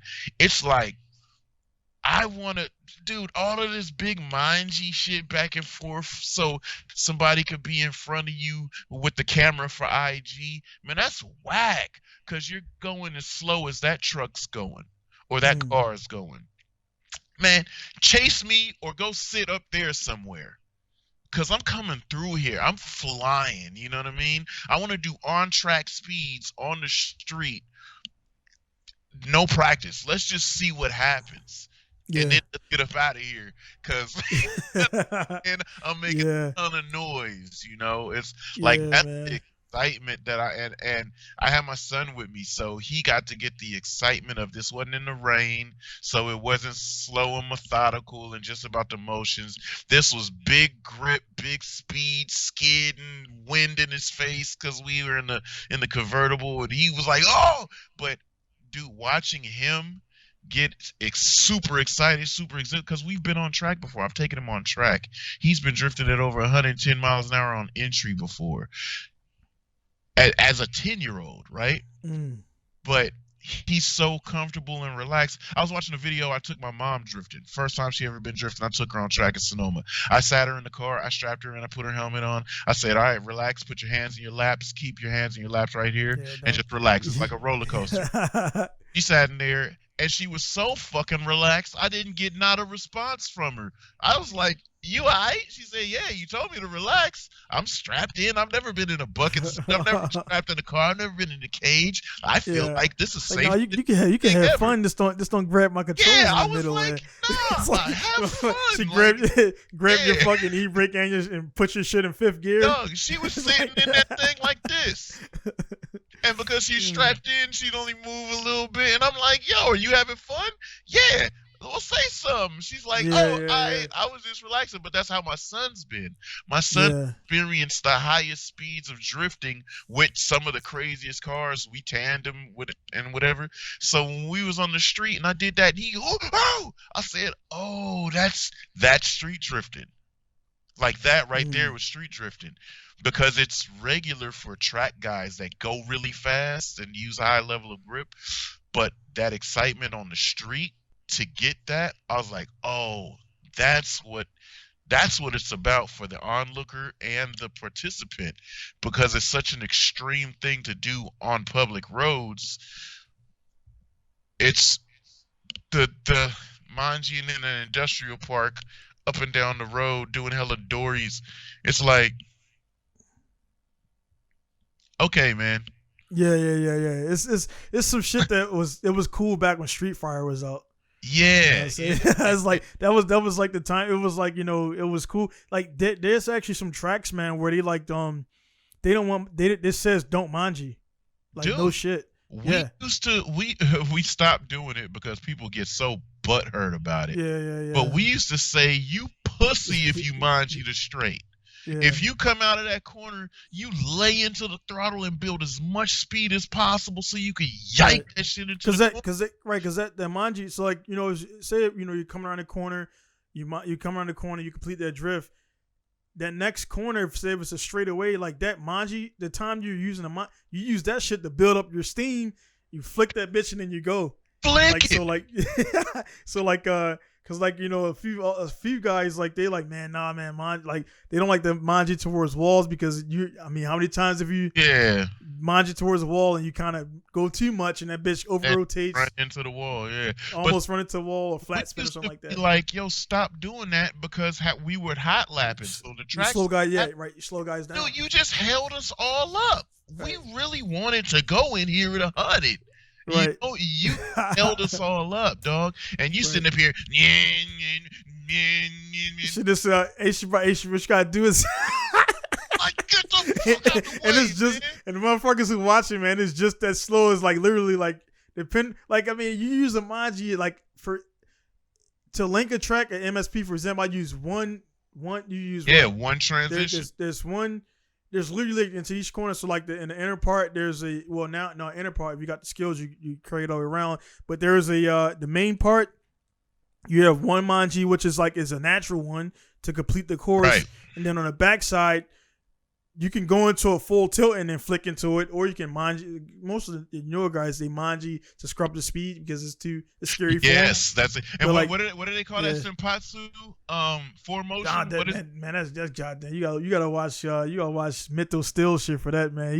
I learned shit from I ain't know. Fucking get it, dog. Yeah. Now unless we're on a freeway that's 4 lanes wide and there's no turn.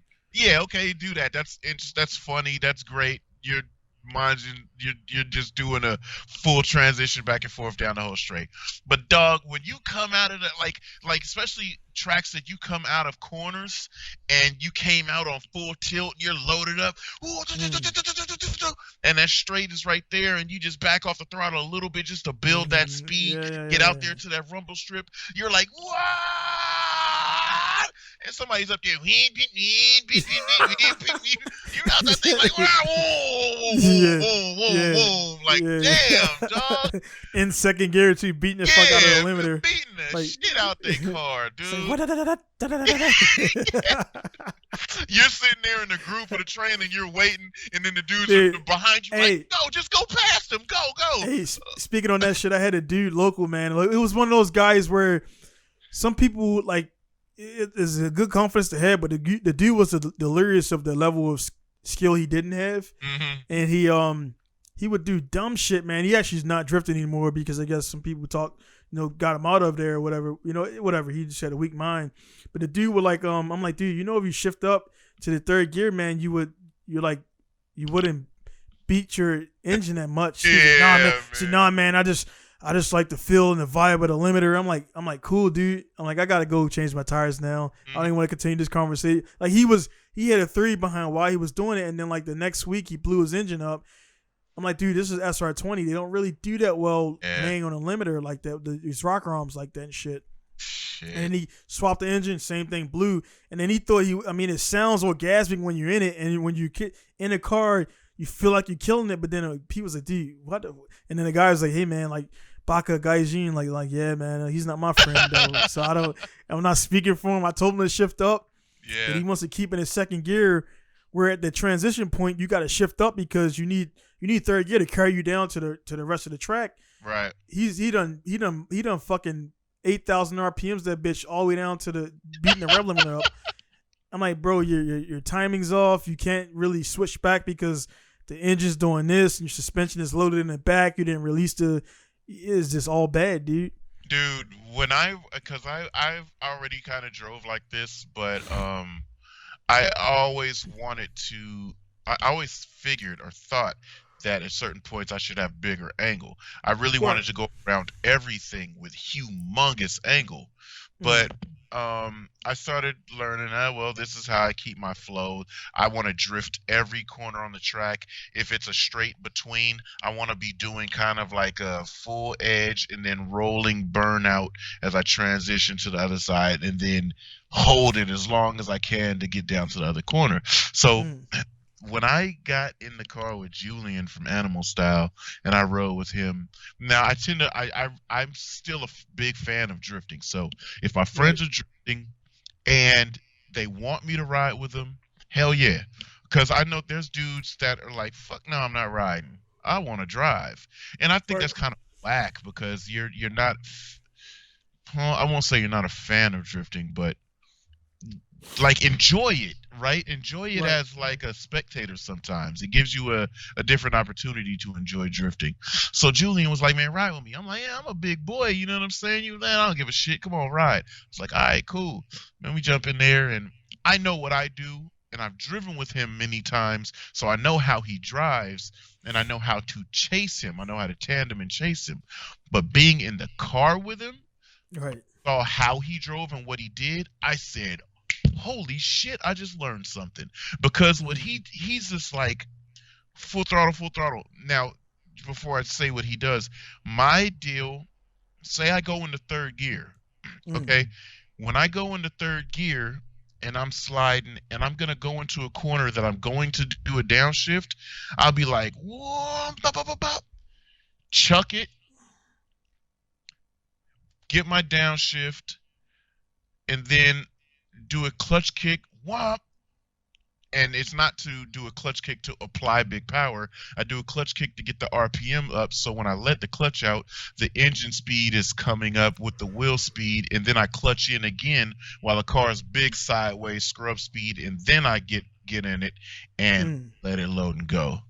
Full Julian is like first, second, third, whop, whop, whop. And he's floored sideways, floored, clutch in, still floored, second gear floored. He just went from third gear wheel speed to in second gear, and the grip of the car is like, I was like, oh, that's tight as shit. But what I noticed is, what I realized, what I observed is he uses the car's grip and he uses the car's motion to put him where he wants to be, because it's no big handbrake pulls. Like, I really don't like when people do boom, boom, boom, boom, boom, boom, boom, dude, it's like wah, wah, boom, boom, wah, and he clears the corner. So I was like, shit, I got this. I'm going to try this. So on my FC, because it'll just really rev to the moon, I'm like, dude, when I go and do that shit now, it's just like, whoop, and I do the pedal dance. So I do a little bit of clutch play. So it's like, what? But I keep it close to the limiter, not bouncing off the limiter. But that feeling of loading the suspension as the car is like, it's not just going around the corner, but it's like loaded here, then pushing through the corner. Dude, once you get that, you don't even want to do anything else on corners, because that load is just like, it's like, that's like that's it. That's using the most of the car. Like for them, when we do track days and it's a full track, they won't drift the whole track. They drift a certain section that they really like. And so it's past like, oh, let's drift the whole track. This is great. It's like, whoop, boom, boom, boom, boom, boom. Cruise, cool down, be out of people's way. Fucking as fast as possible. Boom, boom, boom, boom, boom. And it's just like, oh, dude, that's tight. You know, it's like, okay, I get it. I get that. They're using the car to the fullest potential that they're interested in using it on a portion of track that they're really interested in. And I'm like, dude, that's tight, because it's the different styles of shit. Some guys barely get angle and go through the whole track. Some guys get a lot of angle, go through the whole track, but you're putting a lot of wear on the car, your tires. You know, you're only going to get a couple laps at that kind of application of excessive power display. And then, you know, you get the guys that's like, yo, I'm killing it right here as many times as I can, and maybe do it the coolest until we all hit each other or my shit breaks. And yeah, that's tight. I like experiencing that. I like being a spectator at events. I like out and just watching people. I like seeing like, yo, let me put a camera in your car real quick. I want to see something. Yeah. You know? And then on a riding shit too, man, they can go also like you said, I've ridden with a few guys like they like, hey man, come ride with me. See what I'm doing, and you know, they want for the guys who would ask. Yeah. And one thing I would never do, man. I went to the track. I would never like, hey man, let me jump in your car, man. I see how never. you never do that shit. This is like number one, that's unsolicited advice. Nobody's asking you for this shit. Like if you know what it is, go out there and show it. And if they see you doing it, then they'll be like, hey man, you might. And I had that happen. The guy like, hey man, you mind jumping on my car and just like I want to see if my car can do what your car does, and it does. And they're like, oh man, my car is good. Is me, and to be at that level is cool. It's like, you know, certain people. Well, pretty much anybody that holds a pro license who is notable, Denofa, he can rock up at any event, and the guy if he asks for somebody's keys for their car, they're gonna give him the fucking keys. They're gonna. I mean, unless this guy's is hard dick, like, nah, man, I'm good. I mean, but like 98%, yeah. 98% of the people out there be like, yeah, man, no problem, man. It'll be cool. My honor, Instagram clout, whatever. Letting Denofa drive the car, or whatever. But like, I would never do that. But you know what I mean? Like a lot of guys, they not. Well, I asked one guy because he was like, nah, man, I think it's this, I think it's that. And I was like, dude, dude, I see your car, I see what you got. It's not that. It's just you're going too slow. You need momentum to carry you through. Like it's not you ain't got that side grip, the bite to propel you sideways. You need to get sideways with momentum and carry yourself through it. And he was like, like the drift is stopping midway. I'm like, all right, dude, you mind if I, you ride with me in your car? And then, dude, when I hit that fucking gas, when I initiated, dude, he was like, oh. he's like, dude, he like grabbed the fucking doors because he wasn't used to going that fucking fast into the. And I'm like, you ready? He's like, yeah, man, I'm ready. I was like, all right, cool, we going. So first, second, third, he was entering at first gear and going into second. So like, you're way too slow. So I entered in third gear because it was a third gear sweeper. So he like grabbed the fucking door handles and everything and shit. Like, don't grab the e-brake while I'm drifting, man. Yeah. So he grabbed the side of the seat and shit.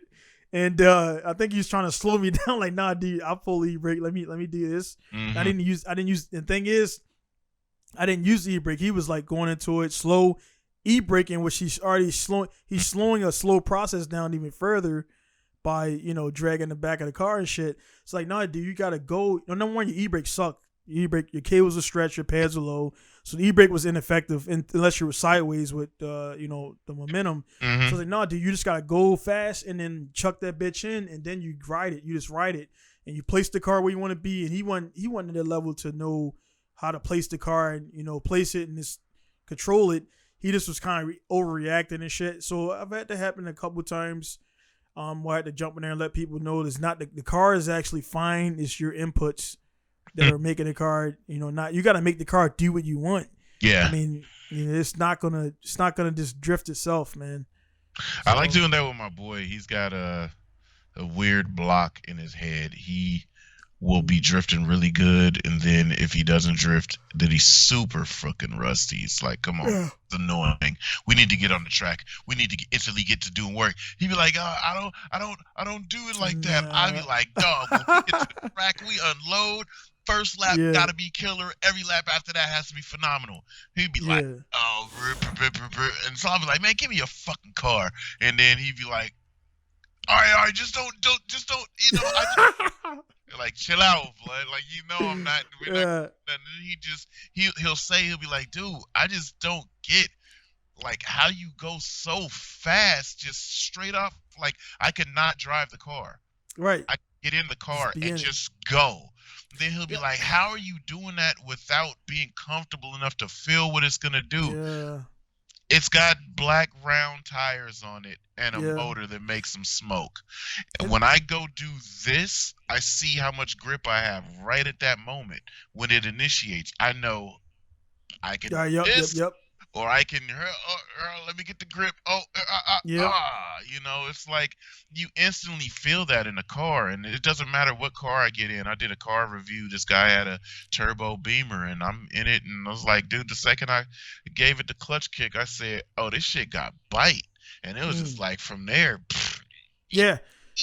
That's what guys who are new to it, when they get around an experienced guy, like, dude, what thing, like, I mean, for me, I jump in the car, there's what I do is I accelerate, I brake hard, and then I test the e-brake, and then I just take the car and I go like this real quick. And I'm like, and what thing, like, it's like it's like a 10-second function check, and they don't realize you're talking to them. I know, right? Yeah, and I'm like, all right, cool, we can go. And that's what, and exactly, I did it with the guy in his car, and he was like, yeah, man, you know, thanks for doing this. And while he was talking, I was like, yeah, cool. You know, doing all this shit, brake checking. He was like, all right, cool. I'm like, you ready to go? And that's right as we got, and this is like getting in the car, going on the track. I went around the inside. We got on the back side. I was like, you ready? He was like, cool. And I do that every time to everybody right there, because that part, if I fuck up, it's safe. Mm-hmm. It's like, if you go off the track, there's like 15, 20 feet of like runoff. I wouldn't do that shit towards the wall, because I just got in this car for the first time. So I do it there.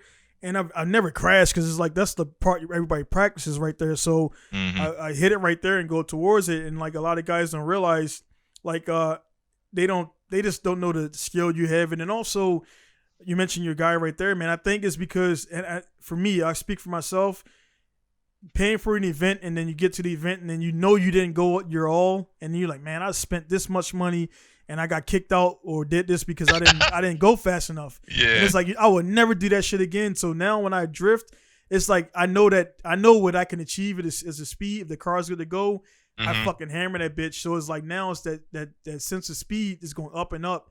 So I don't care what you do, like, you know, JR or whatever. They drifting at that speed on Irwindale. That tolerance is high. It's not, it's high. So like that, and you build up to that shit. Yeah. And once you get to that level, it's like, you know, no other way. You're Mike Tyson. You know, no. Coming to hit hard. That's it. Yeah. And Rory was saying his body was hurting. Like that. That's all you fucking know, dude, is to take people's head off. Even if you got to do it. He says he always says when we get to the track, oh, wait a minute, let me get a couple laps in before you come to, because he's scared I'm gonna put it on his door. He's gonna get intimidated and fuck up, and I'm gonna hit him. And I'm like, dog, you don't know how many times I've been in a situation where I'm super close to somebody and I see him getting ready to spin and I back off. I said, bro, I got it. Don't worry about nothing that's going on in that car over here. Worry about what's going on in your car, because I'm only gonna hit you if I want to. So I want to hit you. I want to get that door action, but it's not going to be because you fucked up, I fucked up, and we fucked up together. That's never going to be the case. So I was just like, if you just put your blinders on and drive like I'm not there, it's going to be a better experience. The faster you go, the faster I'm going to go. It's an adaptable situation. So we're about to drive a Super D together. I'm bringing the practice car, though.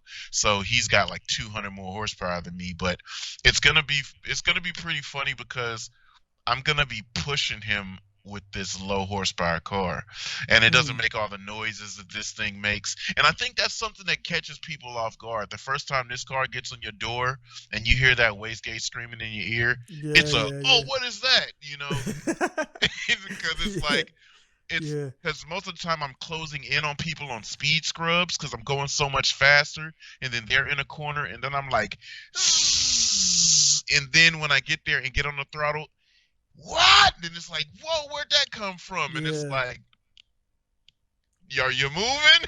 You know, go, dog. You know, and it'll be a better experience for him, and so we'll get to see how he turns out. But I mean, dude, a JZ S13 hatch, 450 horsepower. We're both on the same size tire, so he should be boogieing, man. I mean, really good sorted car. It should be pretty fun, but it's always fun to see people that's like I said, it's because I'm a fan of it, and then this is my homeboy, and I know he has that fucking old man creep up to a comfort level thing, so it's gonna be fun for me to sit there and kind of like root him on at his door, like fucking you got it, like go, and then progress and get better and better throughout the day. So I think that's gonna be pretty funny, and it's the same with my son. Like I get to watch him do his thing, and it's like, all right, cool. And I always told my boys, I was like, you know, I'm gonna give my son shit until the day that he's doing it's stellar. Then when he's doing stellar, then I'm gonna be like, you did all right. And when he hears that you did all right, like, just know you did a good damn thing. Because I'm gonna be like, yo, you was sitting on the limiter too much, or oh, you paying too much attention off track instead of looking at where you're going, and you didn't link this. And I'm always gonna find something to critique him, only because, and this is my son, I'm saying, the only reason I do that to him is because you might feel great about it, and then it's oh, did you see that? Did you see that? Of course I saw it. I was looking, but so excited about it. You fucked up in a couple places here, there, and there. If you were putting it all together instead of looking off track to see if I was looking or who was looking, or, you know, whatever other weird elements, instead of just focus on your driving, you know, until you do that, you know, I don't have nothing for you but critique of your runs, you know. So I think it's gonna be dope when it gets to the point that, because, you know, my son's still young, so I can't legally let him drive on the track, you know. So what's the 16 is the 10, man. Japan ain't got no age. I know, dude. It would be so cool if right now I could drive with my kid he was driving it. He was driving at 9. Right. I took him to the track and snuck him on and let him drift at 10. He started doing pretty good about 10. And so now he's 13, and he's don't need no boosters, because at first he could only see when he was sideways because he could barely see over the door. But the dashes were usually too high for him to see. So I would be like, dude, you got to get the car sideways and look at where you're going. And then when you go the other way, you got to look through this way. Like, he could never like really look forward. But now he's tall enough. He's like, shit. All he do is just slide the seat forward a little bit. I'm like, oh boy, we about to be active here in a little bit. So it's going to be pretty cool, dude. That's going to be tight to know, like, dude, I taught him everything from freaking, you know, heel high to a bot fly, and now he's out here gonna be like my tandem buddy. Like, that's gonna be tight, and I can't let him mess up because I gotta fix it and pay for everything. So, you know. Yeah. It's like, you know, you're way ahead of me in that thing. My oldest is 4. And, like, you know, it's one of those things where they all, I mean, right now they got the cars in their hand. They know it's, you know, my 2-year-old knows daddy has a car shop. When we drive on the street, sometimes if I'm going like somewhere, I'll just drive past the shop just to make sure everything's good to go. You know what I mean? En route, you know, nothing's changed. I got cameras and shit. Yeah. But like they'll be like, oh, we going to they call it a boo boo shop or whatever, Kudama. So like, nah, we ain't going today. So they know actually know the road my shop's on. They know when they go past it because they look out the window, and then they start crying because they want to go back and see the cars and stuff like that. So it's like I'm looking forward to that with the kids, man. And I wasn't around cars, so maybe, man, that my kids growing up into it, they'll have that Lewis Hamilton effect where they just grew up kind of. Lewis Hamilton didn't just become good. He was, the karts and all. It's that starting in a young age. All those guys, man, the young age guys that were privileged enough to have those karts. Yeah. That's why you don't start. Maybe there's a guy that got into IndyCar or NASCAR or whatever later, but they just kind of they met the right person. But most of those guys, they started from the bottom and they worked their way up. And everyone, and that's the skills you just can't. They're not rusty. They can wake up 2:00 in the morning. Quite to call the eyes and fire that car up and go. Yeah. It's in you, and that's where a lot of guys don't realize. And even with me, they're like, "Oh man, you've been out the track for this long." I'm like, "Dude, you remember my?" And I tell guys this: my pro event, which I got my pro license in, I actually didn't drive competitively. I didn't drive for about almost 2 years, like in a competition. And I went to that event, top 16, my first time out in 2 years. It's like once you do that shit so much, man, it's like you get a practice lap, you shake the cardboards out, bam, you in it. Yeah, it's just like that. It's just. I wouldn't say you're a master at it, but I'm better at this than playing chess. You know what I'm saying? It's like right. It's like it's like everybody's good at what. Again, I tell guys all. I can't keep it real. It's like, dude, yeah, I could do this too, but like I tell guys like, oh man, you got all this stuff. Your life's great. I'm like, dude, I dropped out of college. People call me stupid or whatever else. I had failed relationships because I wouldn't give up cars and shit like that and stuff like that. But it was like some young shit or whatever, but it is what it is and that stuff, man. So looking at the clock right here, man, we at 1 hour and 54 minutes. Mm-hmm. I want to wrap up on the card challenge you got right here, man, because I got to. Oh yeah, for sure. That's why I clip it out and put it in his own video because that shit could be anywhere, man. So it would have been cool if we would have put it when we talked about the game shit, but it wasn't really for games. But the guys up there, this is like I'm not sure which one this is, but it's gonna be the Pinku Style car versus challenge and everything. Everybody's doing the versus. We had E40 on there with Too Short. That's a different kind of versus. We had chopped it up on the other half because that was some good shit, good vibes and everything, man. So. Anyway, man, this is gonna be the card challenge. I think this is round 5 or 6. What we got right here, we got the track's gonna be Brands Hatch. We're gonna put to rule it out. We got pro drivers on there and everything, and we got this cars are normal. DOT race tires and everything. So like your 8008s, your whatever tires that are in that class. And the cars are gonna be this is the 1G Viper GTS versus the 911 Carrera RSCS. The GR Yaris RZ versus the M3 Sport Evo Evolution E30. And we got the Roadster S ND versus the Subaru BZ. So again, we already know that we got we played it on the game, whatever, man. This your if these are two pro drivers on the track, blah blah blah, man. How you see that going down? And again, this is all your choice, man. The Viper 911. What do you see going down at Brands Hatch? Viper 911. I think. Okay, so I'm not gonna give the technicals. I think the 911. 911 is going to be quicker to go faster, and you're gonna be able to go faster in it longer. The Viper, at some point, the grunt and everything is just gonna overtake the comfort. So I think that 911 is gonna be able to do it. Yeah, and that's it. And it's my bad, the guys out there, I forgot to mention it's a 10-lap battle. So even at pro drivers, their stock, believe it or not, I think guys that don't know, I think a stock car would take more energy to drive than like their prep F1 car, because the F1 car is engineered to the finest level.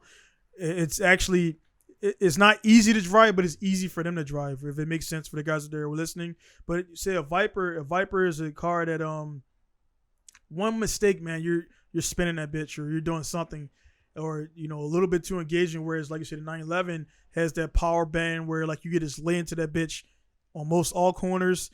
You can brake a little bit later. The Viper's a bit heavier, I believe. You can brake a little bit later in a 911, and you can accelerate a little bit faster. Viper has a lot of power. And I think that 911 is lighter, so it's less on the equipment. The Viper's heavier. It's Right, more brakes, torque. everything. Yeah, it's Heat, more torque. everything. So Yeah. you're bringing more energy into that corner to brake. You're taking more energy to brake, and then using more power to accelerate out of the corner. And a Right. place like Brands Hatch that has a little bit of incline and decline, dude, going down the hill in that Viper, stabbing it out of like turn 2, I think that is. You're gonna head downhill and be on Yeah. brakes to Yeah. roll it in, Yeah. Yeah, man. So I would agree with that too, man. All right. So next round we got the GR Yaris RZ, which was making some noise recently with some drifting stuff here in Japan. They had some few, I think 1J, 2J swaps, shit like that. And then he got versus the M3, which is my favorite M3 actually, believe it or not. The E30. Yeah, E30 Evo. Yeah, man. I like those lights and everything. I like that. Like that one, man. So what do you got on that? Like I say, same parameters, pro drivers, 10 laps. I want to go with the Evo, with the M3. But dude, I was just on here raving about all-wheel drive turbo Toyota, and even if it's the worst vehicle, I think it would do good because it's not that heavy. It's speaking with those two cars, the M3 is super light. It's incredibly light. But that Yaris isn't too heavy, and I think that vehicle, given that it's turbo versus the NA 4-cylinder, I think that turbo is it's gonna produce more lap times. So I'm gonna go with the Yaris. Okay. I'm gonna go with the Yaris on that. Cool. The and I would, the thing about the Yaris. I mean, I know more about the M3 than the Yaris because it's kind of the newer cars. I respect them, but I just kind of the new cars, man. They seem most of them are gimmicky, but within those gimmicks, there's some good shiners that come out. And after just playing it in the game, I was like, dude, I'm actually intrigued. I want to actually drive this in real life because on a game for stock, I just adjusted the camber, lowered it, and it was like. I haven't driven on the game yet. I gotta see. Yeah, it did. It did pretty good, man. I mean, GT is a good example of they got the cars out the box. They got that boaty feeling, and as soon as you lower it, camber, they feel refined. This one felt like that, like out the box without any other tuning. Like the toe was left alone. I didn't change anything on the spring rates. I just changed the camber. I added I think 1.9 in the front, and I think I added 1.5 in the rear, just to compensate for the rollover of the the suspension. And I don't want to get too nerdy on it so that we can move to the next one. But I think, isn't it more front-wheel drive base of a car? Yeah, it is. I can feel the torque. I can feel the torque steer a little bit. So I would drive that thing around the track like a front-wheel drive car and just be stabbing out of corners with all-wheel drive. Yeah, because when you went around and you would kind of have that and then it would grip up and everything. And then, like I said, the guys there who have wheel. This is another reason why I say I don't care how fast you're on the controller. These new wheels, man, you can actually feel torque steer a little bit. So that's something you can't feel through your controller, man. So that's where guys there who are knocking GT or any other game out there, when you plan on your controller on your first edition 1080p TV, like it's a little bit different, man. Get a good TV on that, stuff like that. Then the last one here is going to be the Roadster S ND model versus the Subaru BRZ, man. What do you got on that, man? I'm gonna go with a Miata ND because, and this is the only reason why, because I know that the BRZ has more power. Right. I just think that the Roadster is going to be easier to drive on the limit more than the BRZ, if that makes sense. Yeah, no, that makes sense. Because it's no guess as to why there's so many Miatas at track days. Yeah. So I'm going with the Miata on that because it's a big difference in power, but I think they give you enough for that Miata chassis to get quick and just dial in a quicker line, especially after doing 10 laps. You're gonna get like right around second or third lap, especially on the Brands hatch. After you've gone up that hill and you're like, dude, I could brake hella late going up that hill. You're talking about two pro drivers, so they're gonna figure that car out quickly. I'm going way up that hill, dude. Yeah. Then the Miata, both those cars are one of those cars where people are like, oh man, they cool this and another, but the power, I'm like, dude, they're meant for drivers, man. They're meant for people who know how to get the most out of nothing. And they're not saying they're nothing, but they can again, I bring up Hamilton and all these other guys, man. They can get in your car and blow your fucking mind because they can push that car to the fucking extreme limits of like, destruction or like right on the limit, diving that bitch in late, super late braking technique and everything. And you'd be like, holy fuck. Yeah. My BRZ can do this? Like, yeah, it can do that. Yeah. Stock. Mm-hmm. You know what I mean? You change your tires, get yourself a good seat so you can sit in front of the wheel because you know how that is when you're over here, the wheel's over there, and you're using a fucking steering wheel to pull your... Or you're holding your knee on the door. Yeah. Over here. Yeah. Yeah, man. You're not focused, man. So... Of course, naturally, we're talking about these cars are going to have bucket seats shit in it. The pro driver is going to demand that. Or they just jump in there and roll it like a little bench seat or whatever, man. But if there was 3 mods, somebody's going to give you any car you want. And you can only do 3 mods. And you're going to go do an endurance or a track day that is multiple laps. What are the 3 mods that you're going to do? For me personally, it's going to be seat, it's going to be tires, and suspension. That's it, man. I mean, the diff can do what it does. And most of those new diffs they're not normal. There's very few cars that come with an open diff anymore. Right. Yeah. You know what I mean? So like, for me, seat, tires, and suspension. That's it. That's. What about you, man? Yeah, I would do about the same thing. I'm for sure going to lower it. Right. And I would probably, if it was a new car and it was coming on its OE equipped tire from the dealer, I might leave that. Okay, yeah, that's a good point. I might leave that, and I may do spacers just to space the stand out. Make it a little wide. Wider is better. Mm-hmm. So, but dude, yeah, suspension, seat, and a grip enhancement, either if it's tire or if it's to space. And I actually to go on that, because the tires, the seat will be subjective to what the car is, because some of these cars come with good seats, man. Mm-hmm. Some of these cars, like the DC2, they come with those. I mean, it's good enough to keep you in front of the wheels. Yep. Yeah, versus like one of those flat bench seats. Some cars are coming with like I said, the Integra, a lot of cars got different seats. Blown out FC and the side bolster might as well be sitting on the couch. Yeah. Just got that, man. But hey, guys, out there again, watching the car challenge again. Be sure to it's starting to grow. People are starting to watch it more. Be sure to comment what you think will win and everything and stuff like that. Maybe in the future, what I'll do is we'll announce it. We'll let it run and everything, and then like maybe announce for the next time we're gonna do it. And then like if you guys pick correctly, the ones like Alexis picks, and then you get a prize and stickers and stuff like that. So we run like that, man. But hey, man, I got the delivery guys out there with some stuff to drop off. Hey, Merry Christmas and Happy New Year, man. Yeah, man. We chopped it up, man. It's 2 hours and 6 minutes. We never can do 1 hour 50 minutes, man. But again, man, as always, we could talk forever. It's been good to talk with you again. And it's been good to wrap it up and get it out of there and everything, man. Yeah. So definitely, we survived 2020, y'all. Yeah, man, dude. I mean, shit. Yeah, shit, man. It's yeah.